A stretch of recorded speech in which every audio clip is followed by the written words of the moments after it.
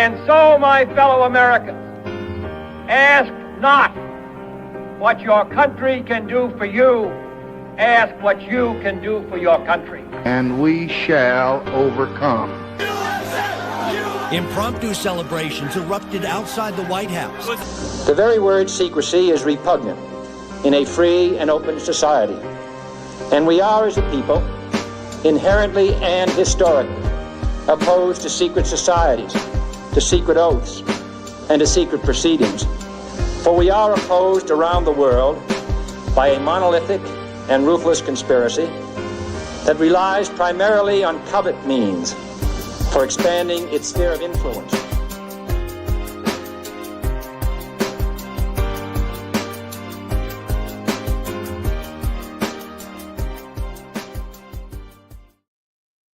Yo, what up, man? I think that part right there of what the brother said, conspiracies,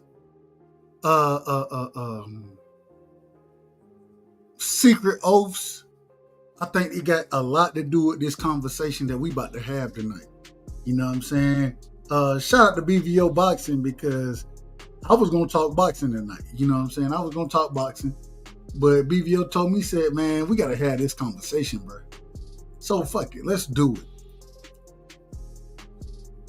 Tonight, man, we talking about everything Epstein, Diddy, you know what I'm saying? We talking all of that. And the reason we talking it is because a lot of folks don't want to address this stuff. They don't want to address it. Well, we here to address it. We're going to break down Epstein's history, some of the individuals he was connected with. Shout out to Candace Owens. I know a lot of y'all might not like Candace Owens. I ain't got no problem with y'all not liking it. But she a truth teller. You know what I'm saying? So we got to go at the individuals speaking on Epstein, Diddy, like I said, who their handlers were and how they got what they got. Because there's some of the individuals, in my personal opinion, this is my opinion. Maybe I'm going to be completely wrong about it. I have no problem being wrong. But these are some of the individuals that have sat here and coerced. That's the word I want to use right there, coerced other individuals into some of their nonsense. Who approves of this? When an individual's gonna call these folks out? Well, we calling them out tonight. That's exactly what we finna do. And I always say, man, you're not gonna get on topics like this, man. You're not always gonna get a lot of views, and I'm not here for none of it. You know what I'm here for? I'm here for the truth. As my brother Eric Mays would say, let me give myself the drop right now, man. Let me give myself the drop.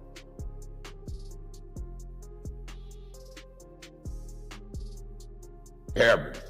I try my best to tell the truth.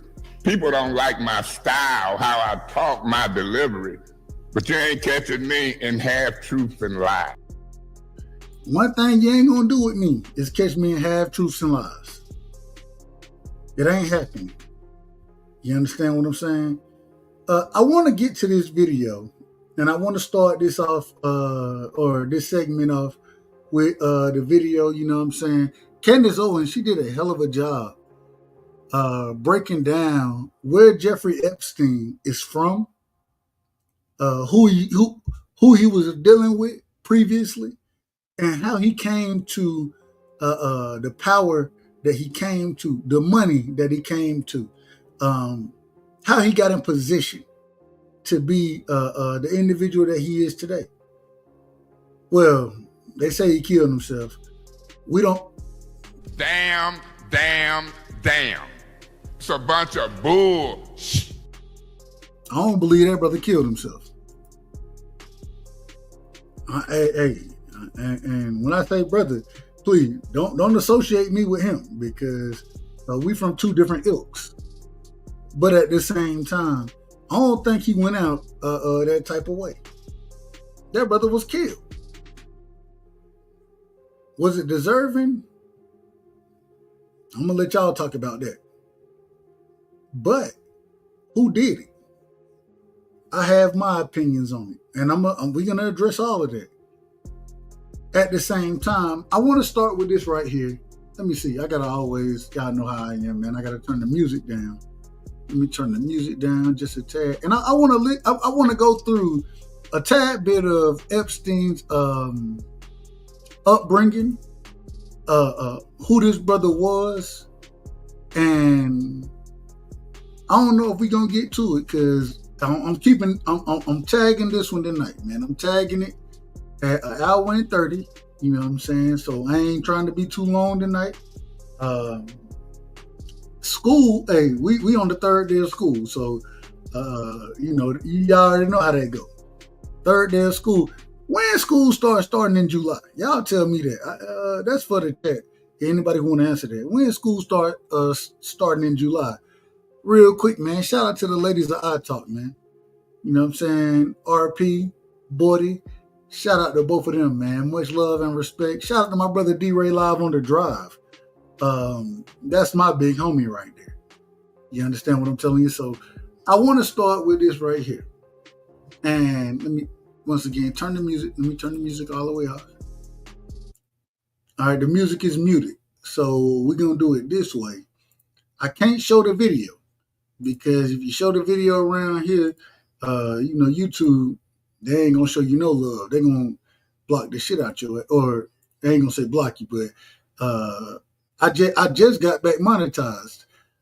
I don't even see it in the chat yet, but we'll see what happens. We ain't going to do that. We're going to do this, though. Now. Uh-oh. All right, there we go. So I want y'all to hear this right here. Breaking down where Epstein started, where he came from, and we're going to go from there. Here we go. This is the sister Candace Owens, man. I'm going to fast forward it just a tad bit because, hey, that shit get long. She get long-winded sometimes. Let me make sure I did this. Let me remove it first. Let me bring it back and make sure that the audio is going to be played accordingly. All right, we stop that. Let's do it again.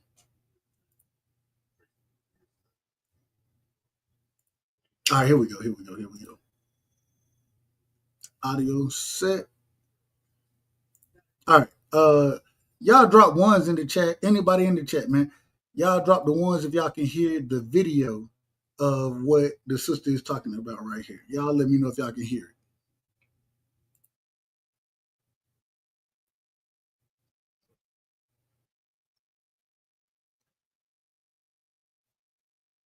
Can y'all hear that? Y'all let me know if y'all can hear that.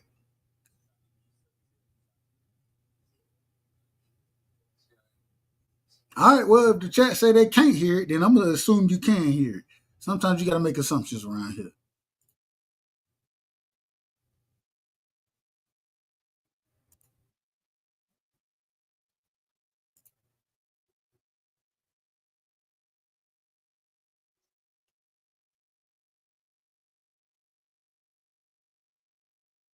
Hold on, D-Ray, you said you can't hear it? Let me know, D-Ray. Let me know if you can hear it. I'm going to play it again. Let me know if you can hear anything that we saying or that she's saying. It ain't me. It ain't saying we. What she's saying. Let me know if you can hear it.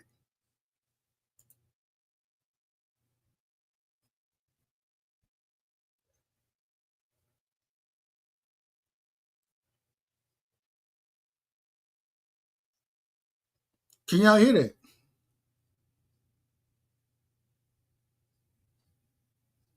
Can you hear it? Okay. He said, I can hear you. I can't hear the video. Okay. Give me a second. I got you. Let's do it this way. We stop that. Let's screen share again. Let's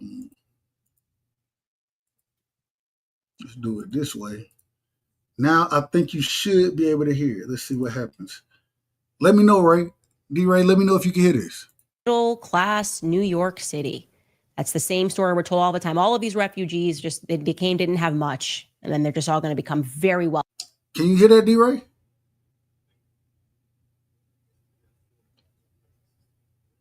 All right, there we go. Hey, he pressed 1 on the motherfucker, man. Shout out to press 1. Shout out to Champ Side, man. Y'all make sure I go sub to Champ Side. Press 1. Hey, we both 88, baby, so I got a lot of love and respect for that brother, man. All right, here we go. Wealthy in a very short amount of time. Millions and sometimes billions.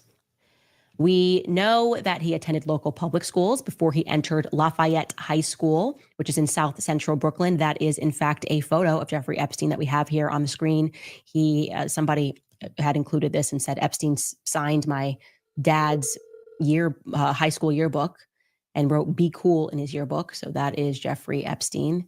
And then we are told that he reportedly graduated several years early.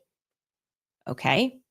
I don't know how early. Was he a freshman and then they just took him out? But we do know that he next appears in 1969. Jeffrey Epstein enters the prestigious Cooper Union College, but then suddenly and inexplicably, he drops out, just drops out.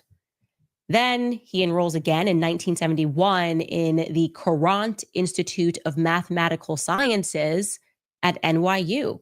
And he is there in 1971 to study the mathematical aspects of cardiac physiology.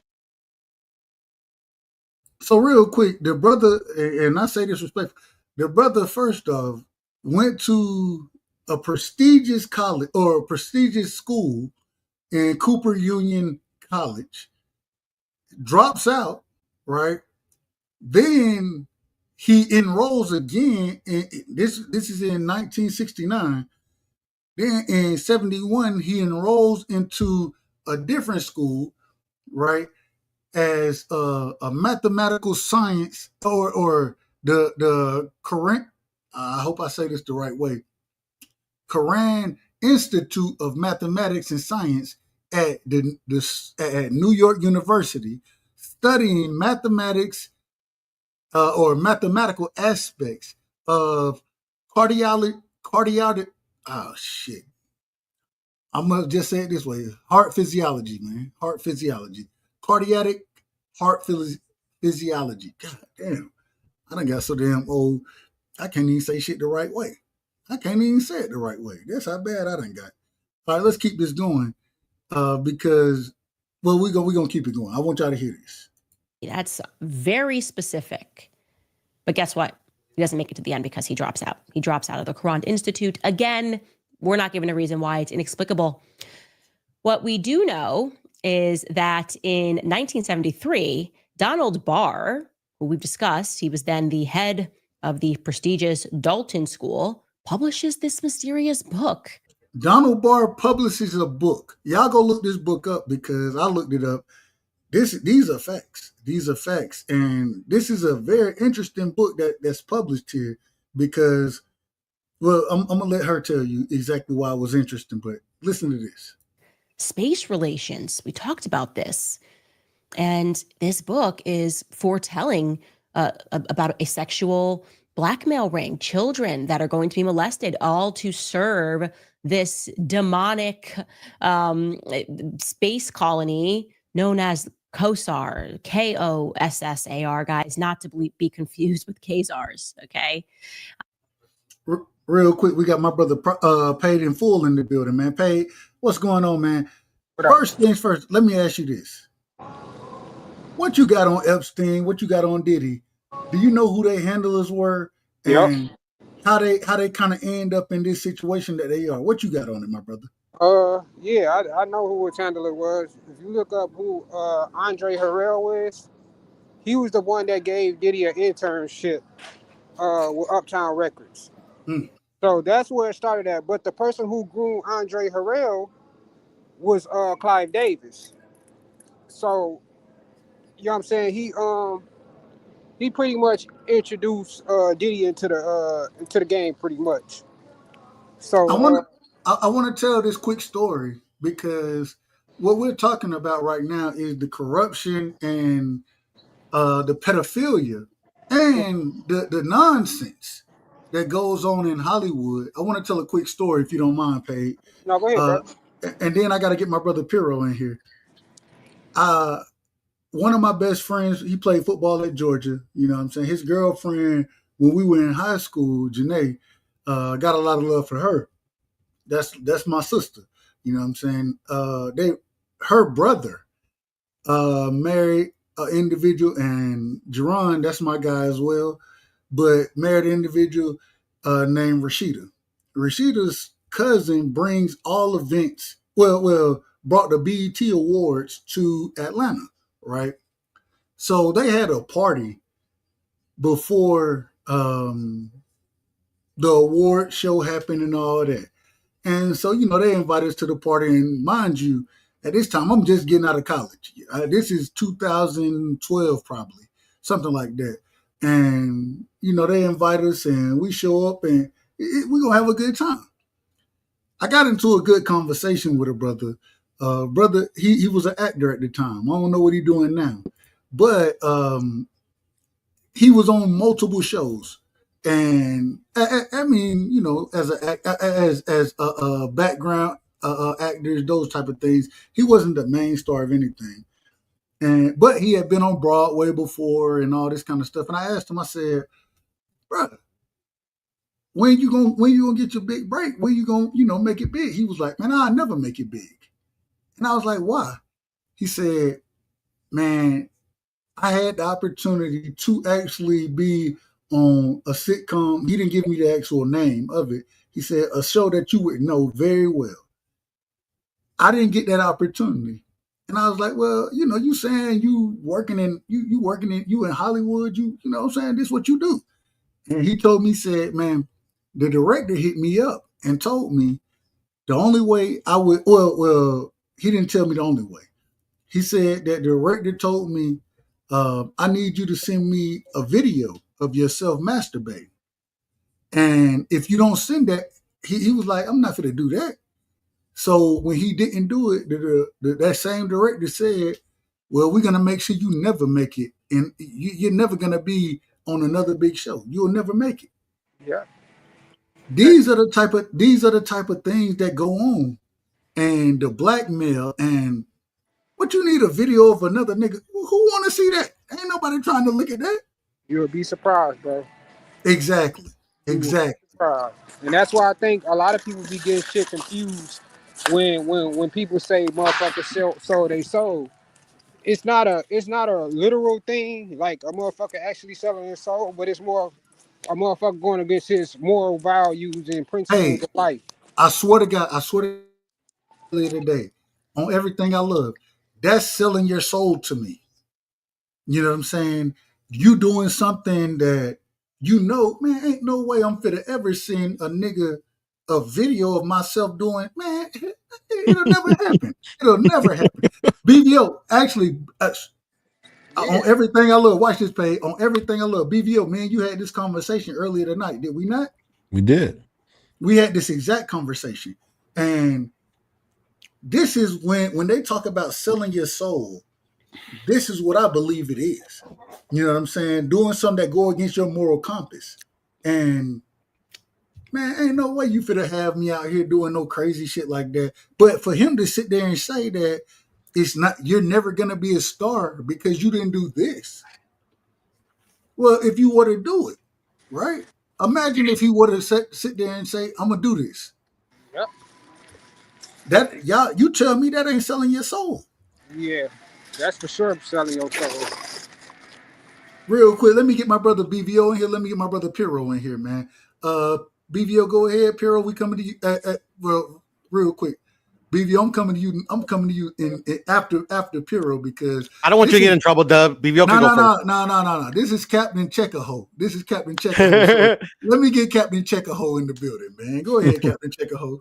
You're my brother, Dub. I don't want you to get in trouble, bro, man. BVO could go first, bro. I ain't tripping. Who the fuck gonna put me in trouble? That was a joke, bro. Hold on, man. We gotta get Piro to drop. Now we gotta get this nigga to drop, man. Piro, you my brother. But you know. This is outrageous. This is outrageous. Man, you out of order, man. We finna throw your ass off the show already. Always, every day, bro.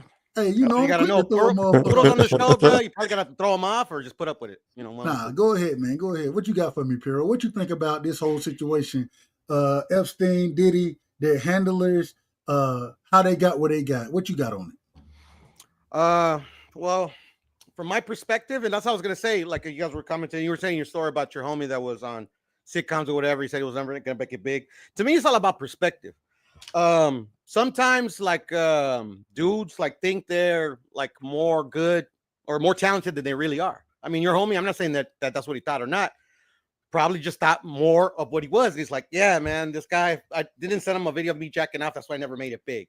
But at the end of the day, maybe that wasn't the reason. Maybe it was. I don't know. But I mean, but from my why perspective, you know? but why would anybody ever ask you to do that? Because human beings, in general, not one we're raised, not one nationality, but human beings in general, we're degenerate people. The fuck is wrong with you people? Who raised you? I ain't no degenerate like that. I'm not saying you in particular, like literally, like, you know, like you might have something else that you're more into. That, like, I would say, like, damn, Dub, I didn't know you were like that. You get what I'm saying? Like, literally, like, there's a lot of people that want that type of shit. You know, that's why porn exists. That's why, you know, like, literally, you know, there's like, to me, it's like that. There's not something like, oh, out of the ordinary. You know, there's some degenerate ass like dudes out there. You don't think that's out of the ordinary? Not for human beings, no. Amazing. Especially with people in positions of power, Dub. Like that, I could believe. Somebody in a position of power asking you for something like that, that's totally not hard to believe. No, I'm not saying it's hard to believe. I'm saying, who the fuck asked for that? Like literally, like people in positions of power. I mean, some people will put, nowadays characterize it as humiliation ritual. Some people actually do that to get kicks out of it. Some people do it. You know, so a lot of the times human beings do things just because they can. Amazing. You know, from my perspective, you know what I'm No, saying? I ain't got no problem with your perspective. I'm just, hey, all right, BVO, what you got on the situation, brother? Salute to everybody, man. Salute to my brother Dub. Salute to my man Peg, and of course, man, my favorite Mexican man, Piro. What up, BVO? Go ahead. But you know what? This is nothing new. I just think pretty much if you think about it in general, since Adam ate the apple, things have continuously got worse and worse and worse and worse and worse. We some of us now in our mid-30s are longing for the time when things made sense to us. And now you got things that make no sense. That's just a part of life. And I think the sad thing is there's not enough voices to speak against it. What you have now, I can speak to this directly because I'm in this community, but especially in the black community, there's this new thing where don't judge them. They're doing their best. Oh, no, he's a drunk. No, he going through something. Or if a woman sleeping around real bad, she's being a whore. Oh, don't judge her. She going through something. It's like everybody wants to make excuses for bad behavior, and you can't do it. And I get it because let's just be real. We all know Jehovah's kind, but there still is rules and regulations to this thing, man. And when you step out of that realm, you can set yourself up. You can set yourself up for something really, really bad. And you know, one thing I always say, and I don't want to get too on this, but I grew up in the church, and my uncle, God rest his soul, said something that's very, very true, and it applies to this very moment. The devil will take you further than you want to go. He'll keep you longer than you want to stay. It's always, well, try this, well, try that, try this, try that. I don't smoke weed not because I can't, but I just know it's a gateway to put you somewhere else. Everybody said, well, I stick with weed. Well, I don't know if I can just stick with weed, so I stay away. And what you're seeing with Sean Combs, you know, Puff Daddy, what you're seeing with Jeffrey Epstein is just perversion.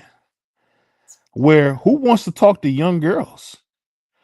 Who wants to see their girl getting demolished by another guy? And had a man juice rubbed on your nipples, according to what Cassie said in those testimony. Like, why is that even possible? It's because you know what it is. If you keep going, I'll put it like this: if you like cheesesteak, if you like cheesecake, If you eat cheesecake every day, you're not going to like it as much. And when you build a tolerance for stuff, you can do that same thing sexually, and you'll mess around and be on some real sick stuff because you're not respecting that. Hey, let me stay away from porn. Let me stay away from this over sexual stimulation because it hits you in the same place that those dopamines that make you excited at. Yeah, that's a fact. And you'll find yourself, because you don't got the $1 million like Puff, up all night watching porn. Or if you Puff, you instead of enjoying the Winston Inn hotel with all the beautiful rooms and room service, you sitting there watching your girl getting demolished on one of the beds. While you got a dog on what the dude say he had with a burger on. It's out of order. It's just that simple, bro. We got to, and this ain't toward you, BVO, but we got to get a drop to everything you just said. This is outrageous. This is outrageous. This shit done got outrageous. It done got Not to outrageous out here. mention, not to mention though. Also, Cassie, she was she ain't too innocent her damn self because she was going She a behind he deviant. was going behind her back doing She nasty should have shit. been charged. She should have been charged more than anybody should have been Yeah, charged. facts. Hold on, I got you, Marky. I got you. She should have been charged more than anybody was charged in this situation. Facts. But Facts. let me get Marky in here. We going and Marky, go ahead. I got my brother Crush the Legend in here, and Crush, I say it respectfully. I don't think he done never had to deal with these exact type of situations, but he done been in the industry. You know what I'm saying? So I know he got stories for me. And then we got Troy Graham in the building. Shout out to my brother Troy Graham. And y'all I make hate sure you, y'all go. Troy. Well, you can hate whoever you want to. You ain't got to say it here. You ain't got to say it here. Y'all make.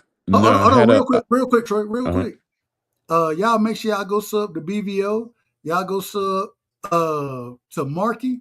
Me and Marky, we will be live tomorrow, and we'll be talking very similar things as far as this topic goes. Y'all go sub to Crush. Had a great show. I appreciate you shouting me out, Crush. I'm learning my lesson that I sometimes you just got to stay in the chat. You can't always say salute to everybody, but especially early in the morning. But shout out to my brother Crush because he shouted me out. You know what I'm saying? And he do a hell of a job with coffee and donuts. A hell of a job over there. And he get to change his time. So I'm gonna have to pull up on you and some days be your co-host. I heard you talking about all of it, so you know it ain't nothing but love and respect. And shout out to Troy. Y'all make sure y'all go sub to Troy because Troy did a hell of a show earlier today. Or was it? No, it was yesterday. Yesterday that I seen it. But another fatherhood show, and he has a series going on, bringing out what fathers should be looking to do to raise their kids and giving credit where credit is due to the fatherhood. So shout out to Troy. Marky, go ahead. Yeah, I just want to say on this whole degeneracy stuff, as long as you have consenting adults in this situation, I really don't care. That's y'all business. If you like watching your woman get demolished, just keep that to yourself. Like if that's what you like to do, if that's how y'all like to have fun, have at it. But my issue or where I draw the line at is when you get children mixed up in this. And even when we talk about Cassie, we got to remember, Diddy started dating her when she was 16 years old. Facts. Okay, so Facts. so exactly, so he done traumatized this young lady and messed her up in the head, and it goes back to even somebody like and it goes back to the people who I really think we should put the blame on is the parents of a lot of these young ladies of the Virginia what's her name, Giuffre. Dufresne. Yeah, who exactly who Donald Trump had working in his locker room, and then Jeffrey Epstein at 13 years old, and then Jeffrey Epstein recruited her. And it's a lot of other stories like that. You go to Aaliyah and her parents. They knew she was a little girl dating R. Kelly, and then Facts. they got her up out of here, and they knew what was going on. All those girls' parents knew what R. Kelly was doing with their kids. Same thing with Diddy. Same thing with Epstein.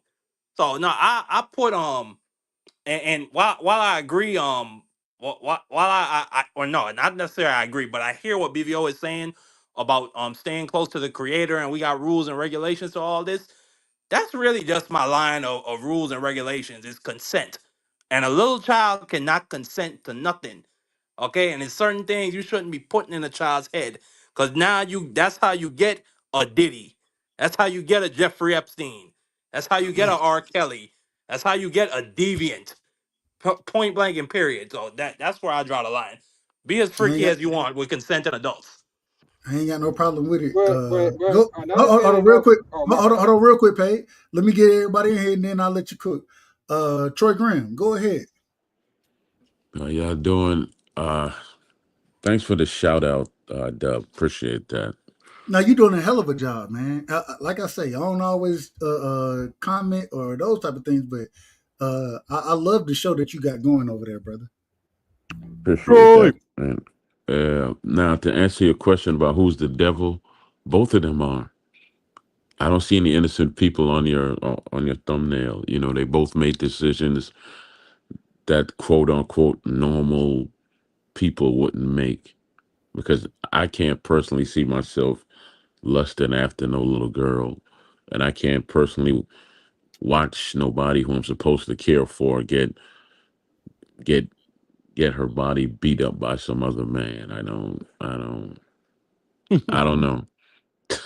Bedroom bully, you know. But I Hey, say it I again, can't. Troy. What by another man? Get her Nah, body nah, what? nah, nah, nah, nah, nah. We good, we good. Yeah, Let's move bedroom forward. Let's move bully. Nah, But say it forward. yeah, again, Troy. Call We it didn't cut. hear you. nah, it's all right. I didn't But hear you, Troy. I Hold said on, BVO. bedroom bully, Hold on, bedroom BVO, bully. BVO, Yeah. BVO. The fuck is wrong with you people? Who raised you? Man, we don't want to hear nothing. Man, go ahead, Troy. Get your bars off. My bad. Yeah. Oh man. I just I just think that one with Puffy, he got what was coming to him in life. You know, and I don't think it's finished either with him. Even if he gets a pardon, I don't think it's finished. I don't think that Epstein killed himself because men like that don't kill themselves. People kill them, but they don't kill themselves. I ain't mad at it. Real quick, Crush the Legend is in the building. Crush, because you done been in the industry, and I don't know if you, I really don't know if you had to deal with anything like this, but I gotta ask the question. What's your thoughts on this whole situation as far as Diddy, as far as Epstein go, as far as these man, and I'm gonna just say it, these people being out of order. Oh damn, Chris fell off. Oh no, he right there, he right there. Chris, what's your thought process on all of this? Hey man, salute to the chat, salute to the panel. Great topic, Dub. First of all, I want to answer the question of the thumbnail. Who's they handlers? Yeah, I mean, well, for one, it's easy for me to answer Sean Combs' part, and his handlers is the people who was doing the same exact thing he was doing before he got put on. He started off with Russell Simmons, who's a piece of ish, who's been slithering by. His real day quick, may come too. real quick. Russell Simmons, I believe the brother moved to where he moved. He I moved think he's in somewhere Bali. in Bali. There we go. That brother moved to Bali. He said, "Hey, y'all ain't finna catch me. Yeah, Y'all not getting me. I'm going to Bali out here." And I don't think Crush. they got a. I don't think Bali got they ain't got the extradition laws or where you got to bring a motherfucker back. So Right. it's all the way out of order. But Chris, go ahead. Go ahead. I apologize for cutting Yeah. you off. No, it's good. You are correct about that. But Russell Simmons was Diddy first one of his first handles and got passed on to Clyde Davis and Lyle Cohen, all those demons. If you don't know who these demon industries are, go look them up. And that's how he became who he is. Epstein, when you look at his background, and it's such a mystery of how this guy just came out of nowhere and this real estate mogul, right? But everyone he knows, or most of the people know, with 60% he knows, 60% of the people he knows is politicians and things like that. So, some people have like a plant in the industry. So he was put there by some people to do some things. And just like Brother Troy said, people like him don't off themselves. They get skid off. And he got skid off because we already know he was gonna sing, you know, like Michael Jackson and Paul McCartney. But the thing is, it's a disgusting mindset to be in. And the sad thing that we as people we forget who we are, what we really are. We're energy, we're spirits. And the thing is that we're not connected to the creator. Forget all these other nicknames, Buddha, God, all this man-made name stuff. Forget all that. But we're not connected, you know, to the creator. And this is what happens. You're connected to the wrong thing. And it seems like everyone in this daggone world is connected to evil, bro. And they praise these things. Everything that negativity, money, you know, money is the rule of all evil. Money is evil because look at the things that people have done and continue to do for money. They did all this for money. You're selling your soul. You're disrespecting your own temple as a woman. Your own temple. Listen, you only allow what happened to you that happened to you because you allowed it to. Ain't no woman in their right mind going to say the way for me to show that a man love me and I truly love him is to share me. What are we talking about? That's disgusting. No man would want to do that. In no kind of way. Ain't a drug in the world if I took it that made me want to do that. But it's disgusting. They made a song called Burn Hollywood Burn. Dub, no, I never been in that situation on that level because it got cut from the rip. So there's other things I could have did in the industry, but I seen it from the rip, bro. And I just had to get away from it because if it was asked again, you probably wouldn't have met me. You understand what I'm saying? Because I don't play those games. I am a man. Not no boy, Damon. I am a man. And I'll be damn for any dollar and anything else. I'm not for a any boy, dollar and anything Damon. else, I'm not going to be anything less than a man. I would take your whole entire soul from you. So you'll realize this is nothing but a man over here. Straight up and down on special effects.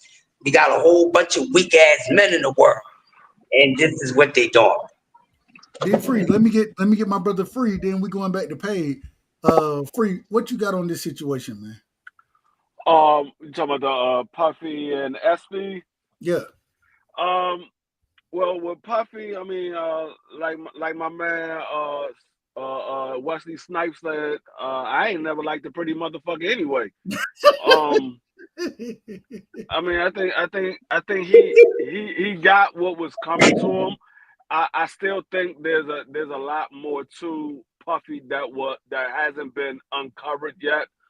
I mean, we've been hearing these things about Puffy since he first came into the industry. This ain't something new. Hey, It's Free. only new. Yeah. I don't mean to cut you off, but I'm telling you now. I think, and this is just my personal opinion. I could be very wrong about it, and if I'm wrong, I have no problem telling y'all that. I think that this initial court case that happened with Puffy. I think it was the government saying what the people gonna rock with, what they're not gonna rock with, and how we should attack it. He still got charges in California. You know what I'm saying? And I think the federal government, I think California is where they're really gonna make their statement with Puffy. In my opinion, I could be very wrong about that, but go ahead. I apologize for cutting you off. I just think like I said, I think it's a lot of stuff that hasn't been uncovered with Puffy. Like I said, this is not something that's new. We've been hearing about Puffy and allegations since he first came into the industry. It's only new to the people that hasn't been following Bad Boys from the very beginning. I mean, he had stuff all the way back to Howard University when he was in DC going to school. He had allegations against him. He had cases brought against him in those situations. So it's not something new. I just think it's a case of an individual thought he was untouchable, and they showed him that he can be touched. I think that's what it was with Puffy, because it was. I mean, if you go back and look at the whole situation with Shine, you go look at the situation at Howard University. You look at the situation with other females that he has dealt with, his first baby mother and things like that. There was a situation where if that was anybody else, Puffy would have went down a long time ago. But because he had money and he was connected to certain people in the industry, he was able to beat a lot of cases or get rid of a lot of cases. So this ain't something new. I hope everything else that he's part of, he's found out about, because I think, and this is my personal opinion, I believe he has something to do with the Tupac situation. I believe he We has done something heard to those do. stories. We done heard those stories too. I believe he has something to do with the Biggie situation. We heard that story. So I hope whatever he's hiding, it comes to light, and he be dealt with accordingly. As far as the Epsteins, I don't really know much about the case. I'm just starting to get familiar with it. But what I will say is, there's a whole lot of freaky individuals in politics. There's a whole lot of freaky individuals in the politics, and a lot of stuff that we thought was going on. A lot of this stuff is starting to come to light. I'm glad it is. Go ahead, Pay, and then we'll get back to the video, because free real quick, that video that we're gonna play here is gonna give you a lot of information on who Jeffrey Epstein was and how he ended up where he was at. But Pay, go ahead. I know you want to get your bars off. Yeah, no, only thing I was gonna say is yeah, Crush was right. But where it started way before that, and not only that, he got a lot of victims, bro. Like Free was saying, he got a lot of victims, even from Usher, bro. It's medical records and shit that saying that he bust Usher. You know what I'm saying? No, Records. you ain't gotta Ain't say it. no records on that, No. bro. Bro, it is, Wait no, a it minute. is records Wait a on that, minute. Let bro. the man. What Let you the man talking talk. about? Let the man talk. Let the man talk. Matter of fact, All I'm who said saying, that? no. It don't matter. We just not. I just don't want you to get too. Don't talk about body parts too much. Respectfully. My bad. But yeah, he sent Usher to the hospital. That's a well-known fact, and there's actual documents that actually shows that what happened. In the hospital visit and all. So, yeah, it's a lot of them, bro. It's a lot of them people that end up like that or whatever. Which is why Usher did an interview saying that he would never when they asked him, would you ever send your child or whatever to go to Diddy house, he instantly said hell no.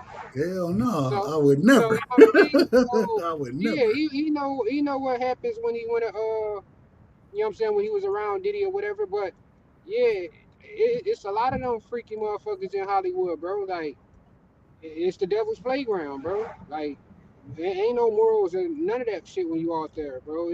That's why when you see motherfuckers come up and blow up, bro, they always end up looking weird as fuck afterward. They look like they toes just gone. Go ahead, BVO.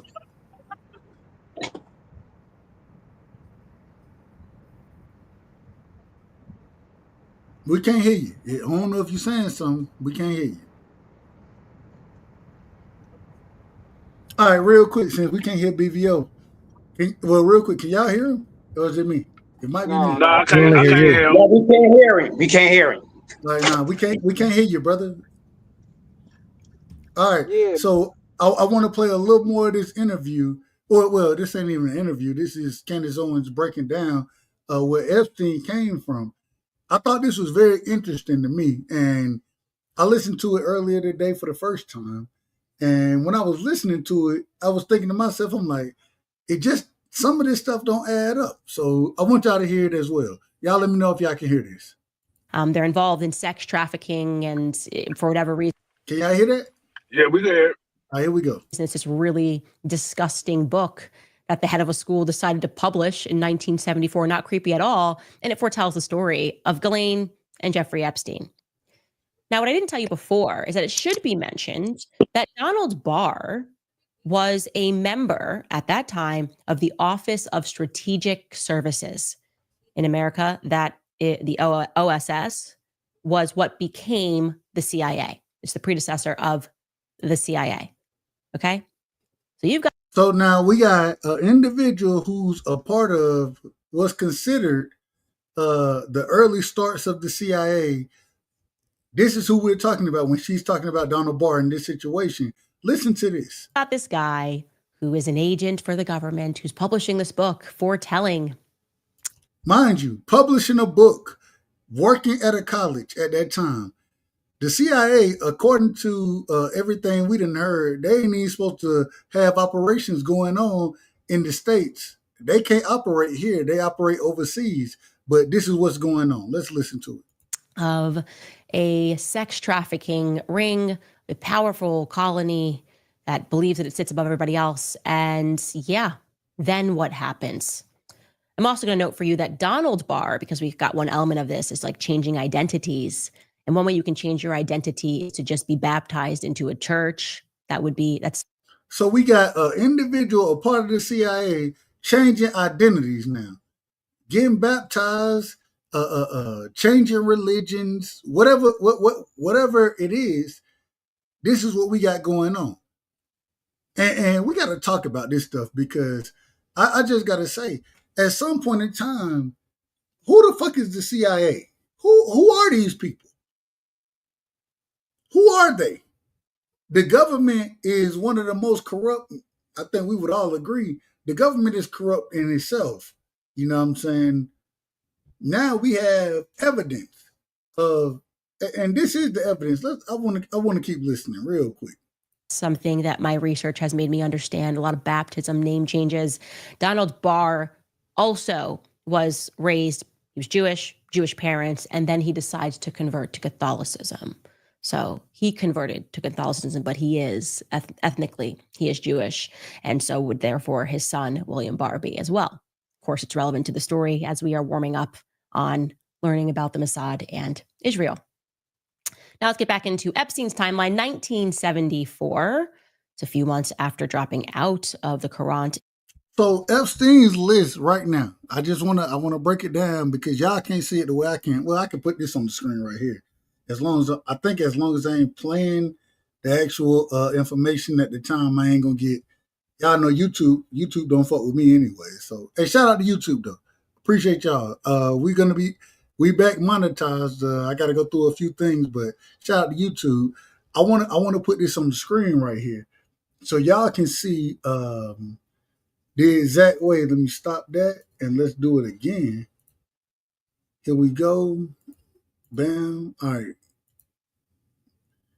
So y'all, this is the timeline right here for Jeffrey Epstein. Born January 20th of 1954. I mean 1953. Excuse me. End up in a prestigious college, but drops out. Right. Epstein, he enrolls in another prestigious college, supposedly, Courant, institution, mathematics, science, and New York University, studying, and I think this is very interesting, the aspect of cardiac my God, I can't physiology. Physiology. I can't speak worth a damn. Then 74, he drops out of that college. Once again, never explained why. Goes to Donald Barr, like she was bringing up, the individual who wrote this book. And y'all go look that book up because it's a wild book to even reading it. You'd be like, bro, that shit, it's just strange. It's strange. It's a strange book, in my personal opinion. The name of the book is Spatial Relations. Comes back a few months after dropping out. Epstein, he hired to a school system, Dalton School, to teach mathematics and physics. Now, what you're going to hear is when he was hired there, even then, the young girls, they thought that this brother is strange. You know what I'm saying? He focused on talking to the young women, also going to college parties as a quote unquote teacher. He going to college parties or high school parties. Excuse me. This wasn't even college. This was high school high school parties and interacting with the young women that are at these parties. Then, once again, a few months after that, you know what I'm saying? He ended up more or less. I ain't gonna. Well, I'm gonna say getting fired. I'm gonna call it getting fired. But he stepped away from that school, right? He stepped away, but then he's hired after stepping away from the school.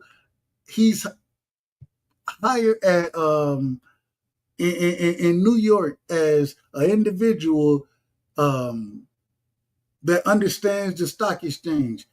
What they call those individuals? Well, here I'm gonna let Candace talk about it a little more than I am because I start talking about it and it may not make full sense to y'all. You know what I'm saying? Let me make sure I stop that. Let me do it this way. And mind you, we doing this not because it's hate, anything like that. Nah, we want the truth around here. I think y'all would agree with me that we all want to hear the truth. So I want to continue to listen to this. Institute. Inexplicably, Epstein's then hired at that Dalton school where our government guy got weird fantasies and books that he's publishing is heading up the school. And why is Epstein hired? Well, he's hired to teach mathematics and physics, despite not having a degree in either.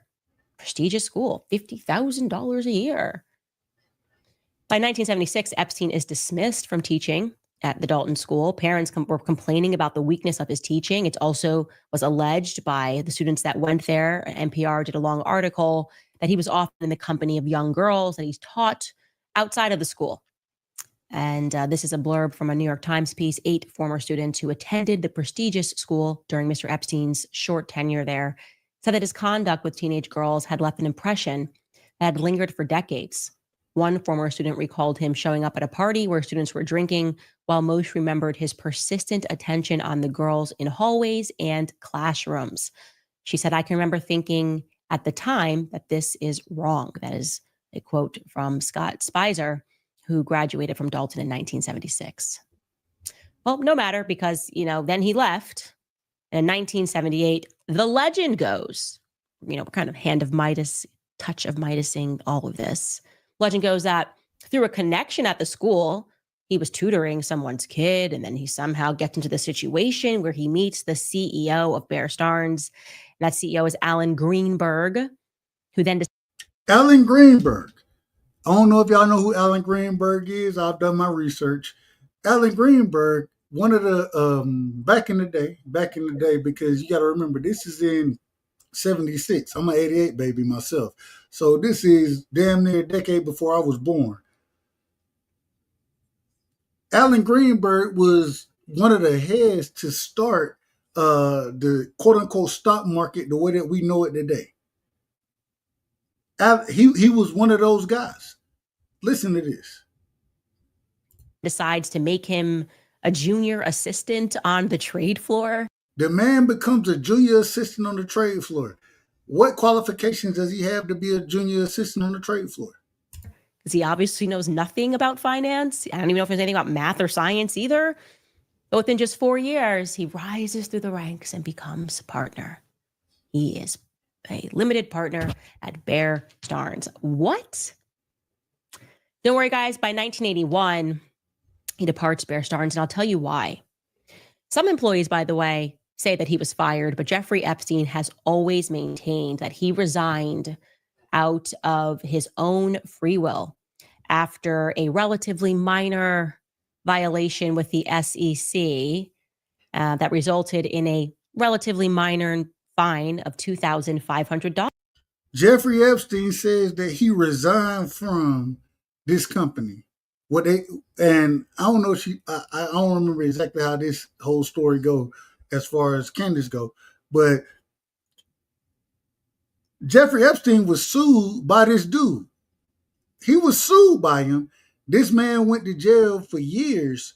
Ended up suing Jeffrey Epstein, saying that, man, I didn't have a clue about none of this shit. Epstein was the one who was doing it. This is what he was sued for. I want y'all's opinion on all of this before I continue. Make sure I do things the right way. Get us back in order. Paige, what is Epstein? How do you go from not graduating, not having a degree in mathematics and any of that, to being held? I ain't gonna say the main nigga. I ain't gonna say the main. Being in the presence of the main motherfucker that's running Wall Street. How does that happen in your opinion, Paige?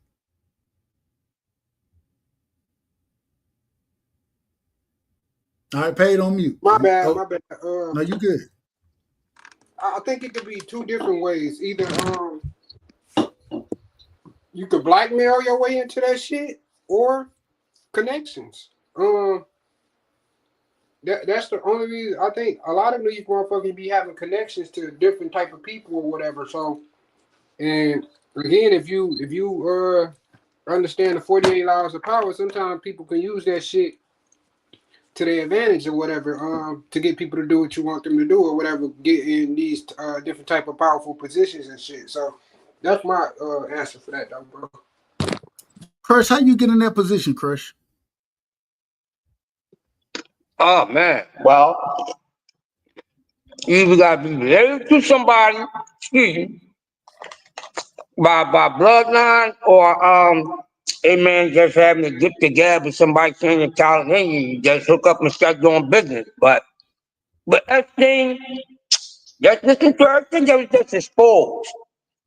It's a mystery. This guy never had any credentials to do these things. So how do we do them? The kid was planted. He's born to some rich parents or something. And here we are. Sound like a damn spy to me. We don't even know we don't even know who this man's parents truly are. That's what I mean. He's a damn spy. Right. We got my brother Peter in the building. Let me get Peter in here. Then we going free Piero Troy. Peter, welcome to the show. How does Epstein get into the position that he's in to be able to do some of the shit that he's doing?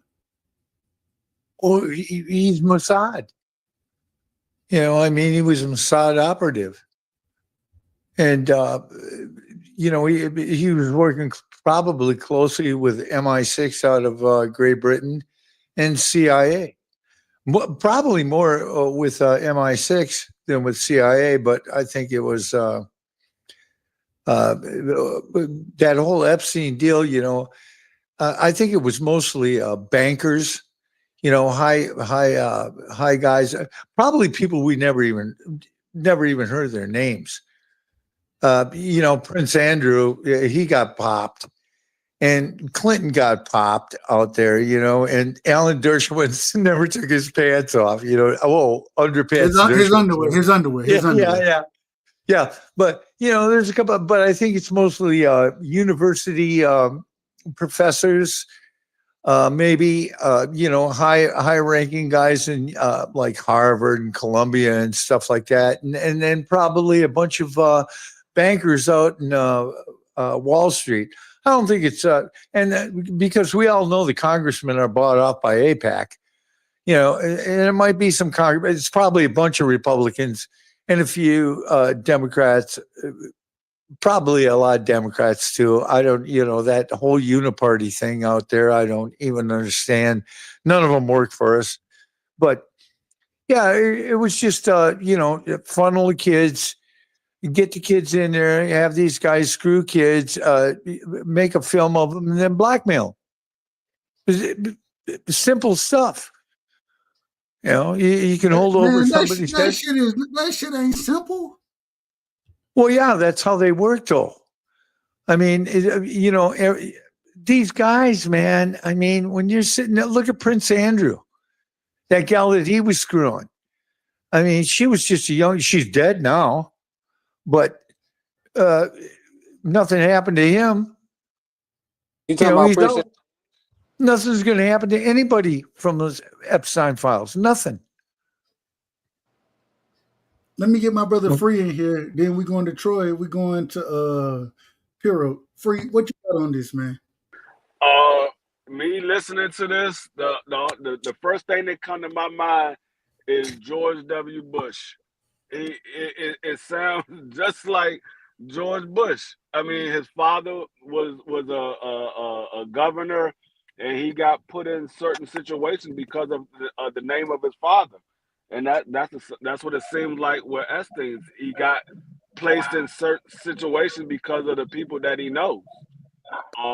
Because according to this lady in this report, he didn't really know too much of anything.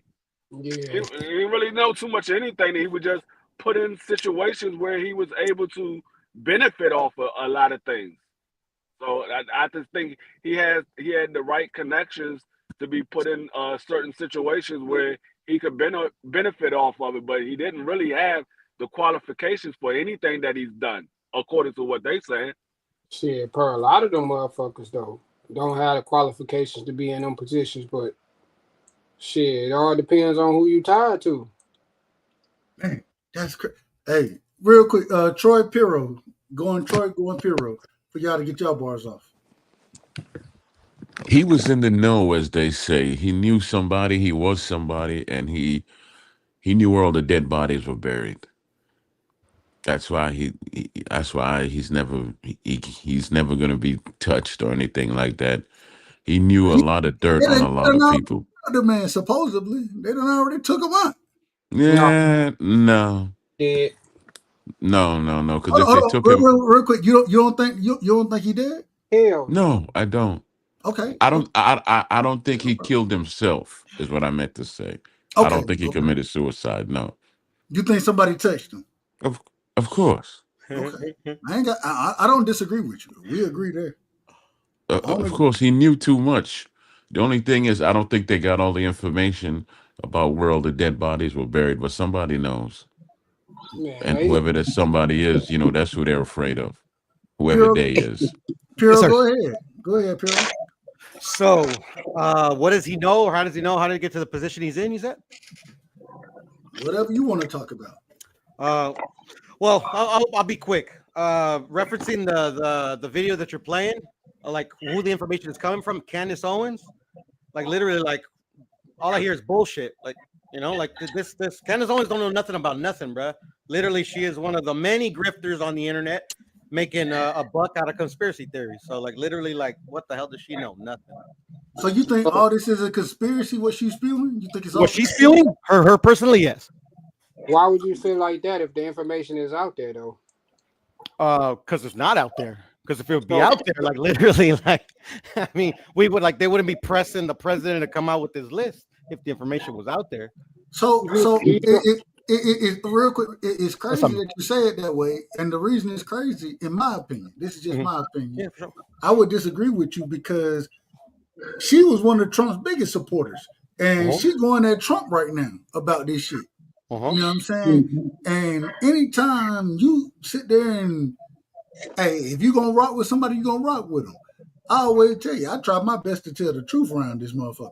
If you protecting the motherfucker and you man, nah, nigga, we ain't trying to see none of that. And for her to come out and do the research, because when I went and looked it up, when I went and looked up a lot of this stuff, all these things are true. The same dude that she talking about, Bear Stearns, he sued Jeffrey Epstein saying that, and this is right after he got out of jail, actually. He went to jail for the whole situation that happened, you know what I'm saying, with Epstein. He said, man, Epstein was the one who did this. He was the one who was in control and that made these decisions. So I don't understand it. Why would he come out and the information she giving, you can look it up and you find out that it's true.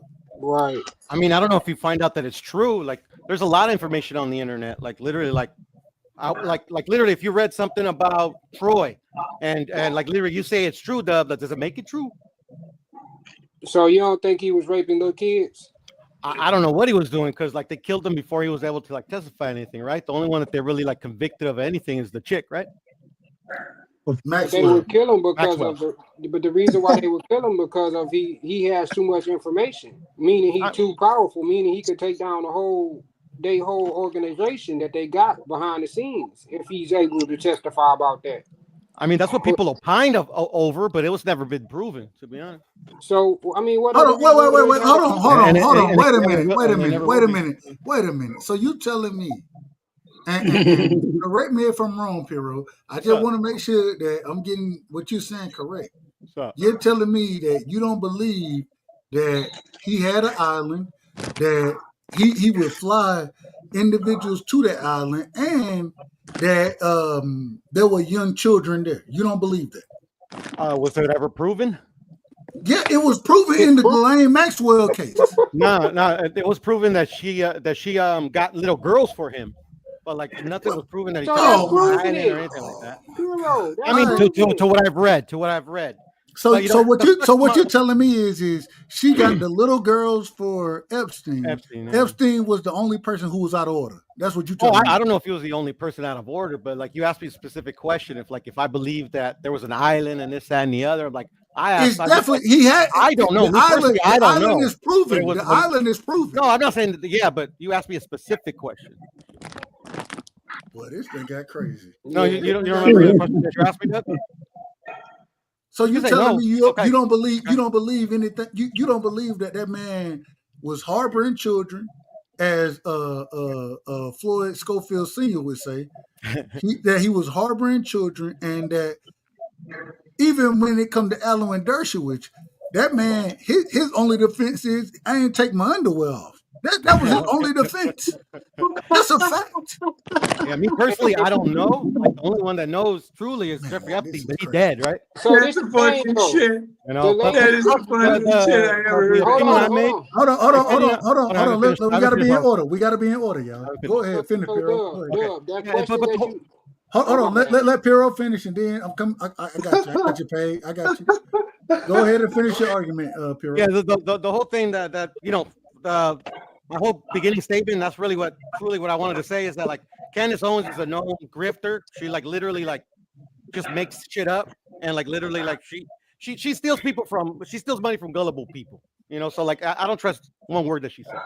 I've never paid Candace Owens for anyway. That's a whole nother story. Yeah, but you're not stupid, Dub. I said stupid people. Go ahead, Paige. I'm going Paige. I'm going. But what I'm saying is, real quick, Paige. I'm going Paige. So Piero. Peter. Go ahead. What's up, Paige? So you said the girl.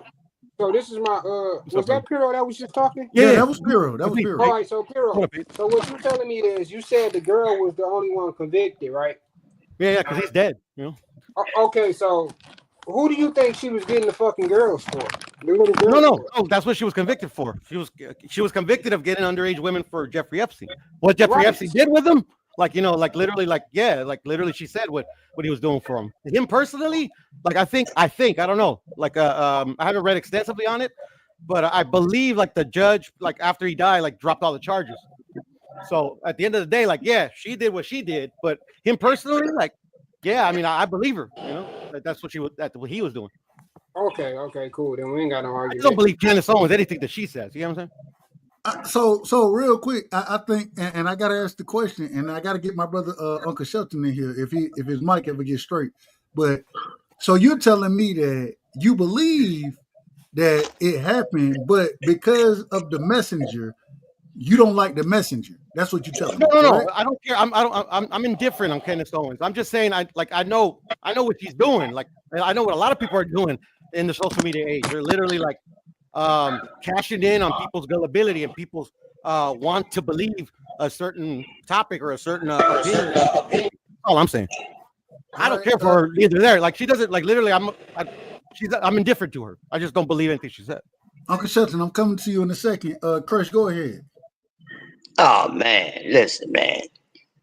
We ain't gotta make this into a whole damn mess.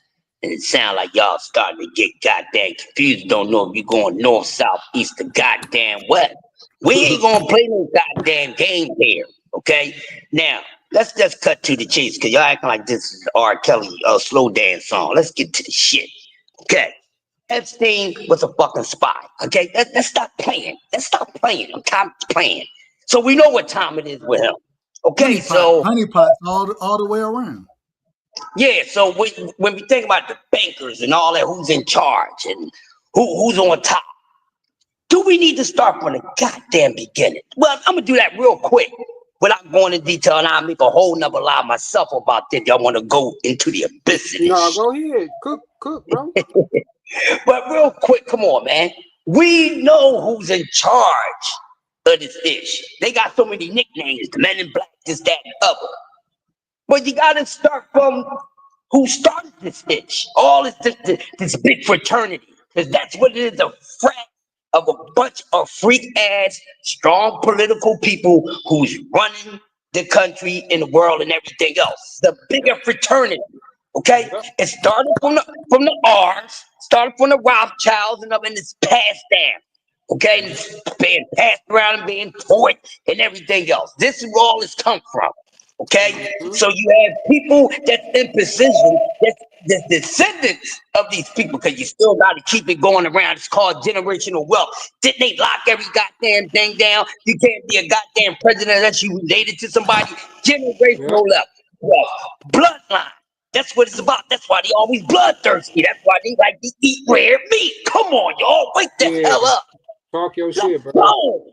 Let's go. Y'all want to cook now? Don't get afraid. Don't get afraid. Don't be scared. We can walk this shit down. Okay? So let's cut to this shit. So we know the evils is all up in here. We ain't got to be playing these games no more. And you know, all these people, they wanted to, you know, the joy heaven on earth, because what they say about heaven and earth is, you know, all this nonsense, bullshit that man made up. Nobody can tell me that the creator said any of these damn things, because these people were too weak. They were too weak and too perverted to even be connected to the creator. That's why they uncivilized. Okay? So now, that's why you got all these freaks. It's Babylon. Y'all heard about it. Y'all heard it in the books. It's Babylon, and it's slowly burning the F down. And everybody that played the big ass part in it, some of them think they getting away, no matter if you're on the good side of it or the wrong side of it. You all up in that mix, you're going to get done. It's a sad damn reality, but that's what it is.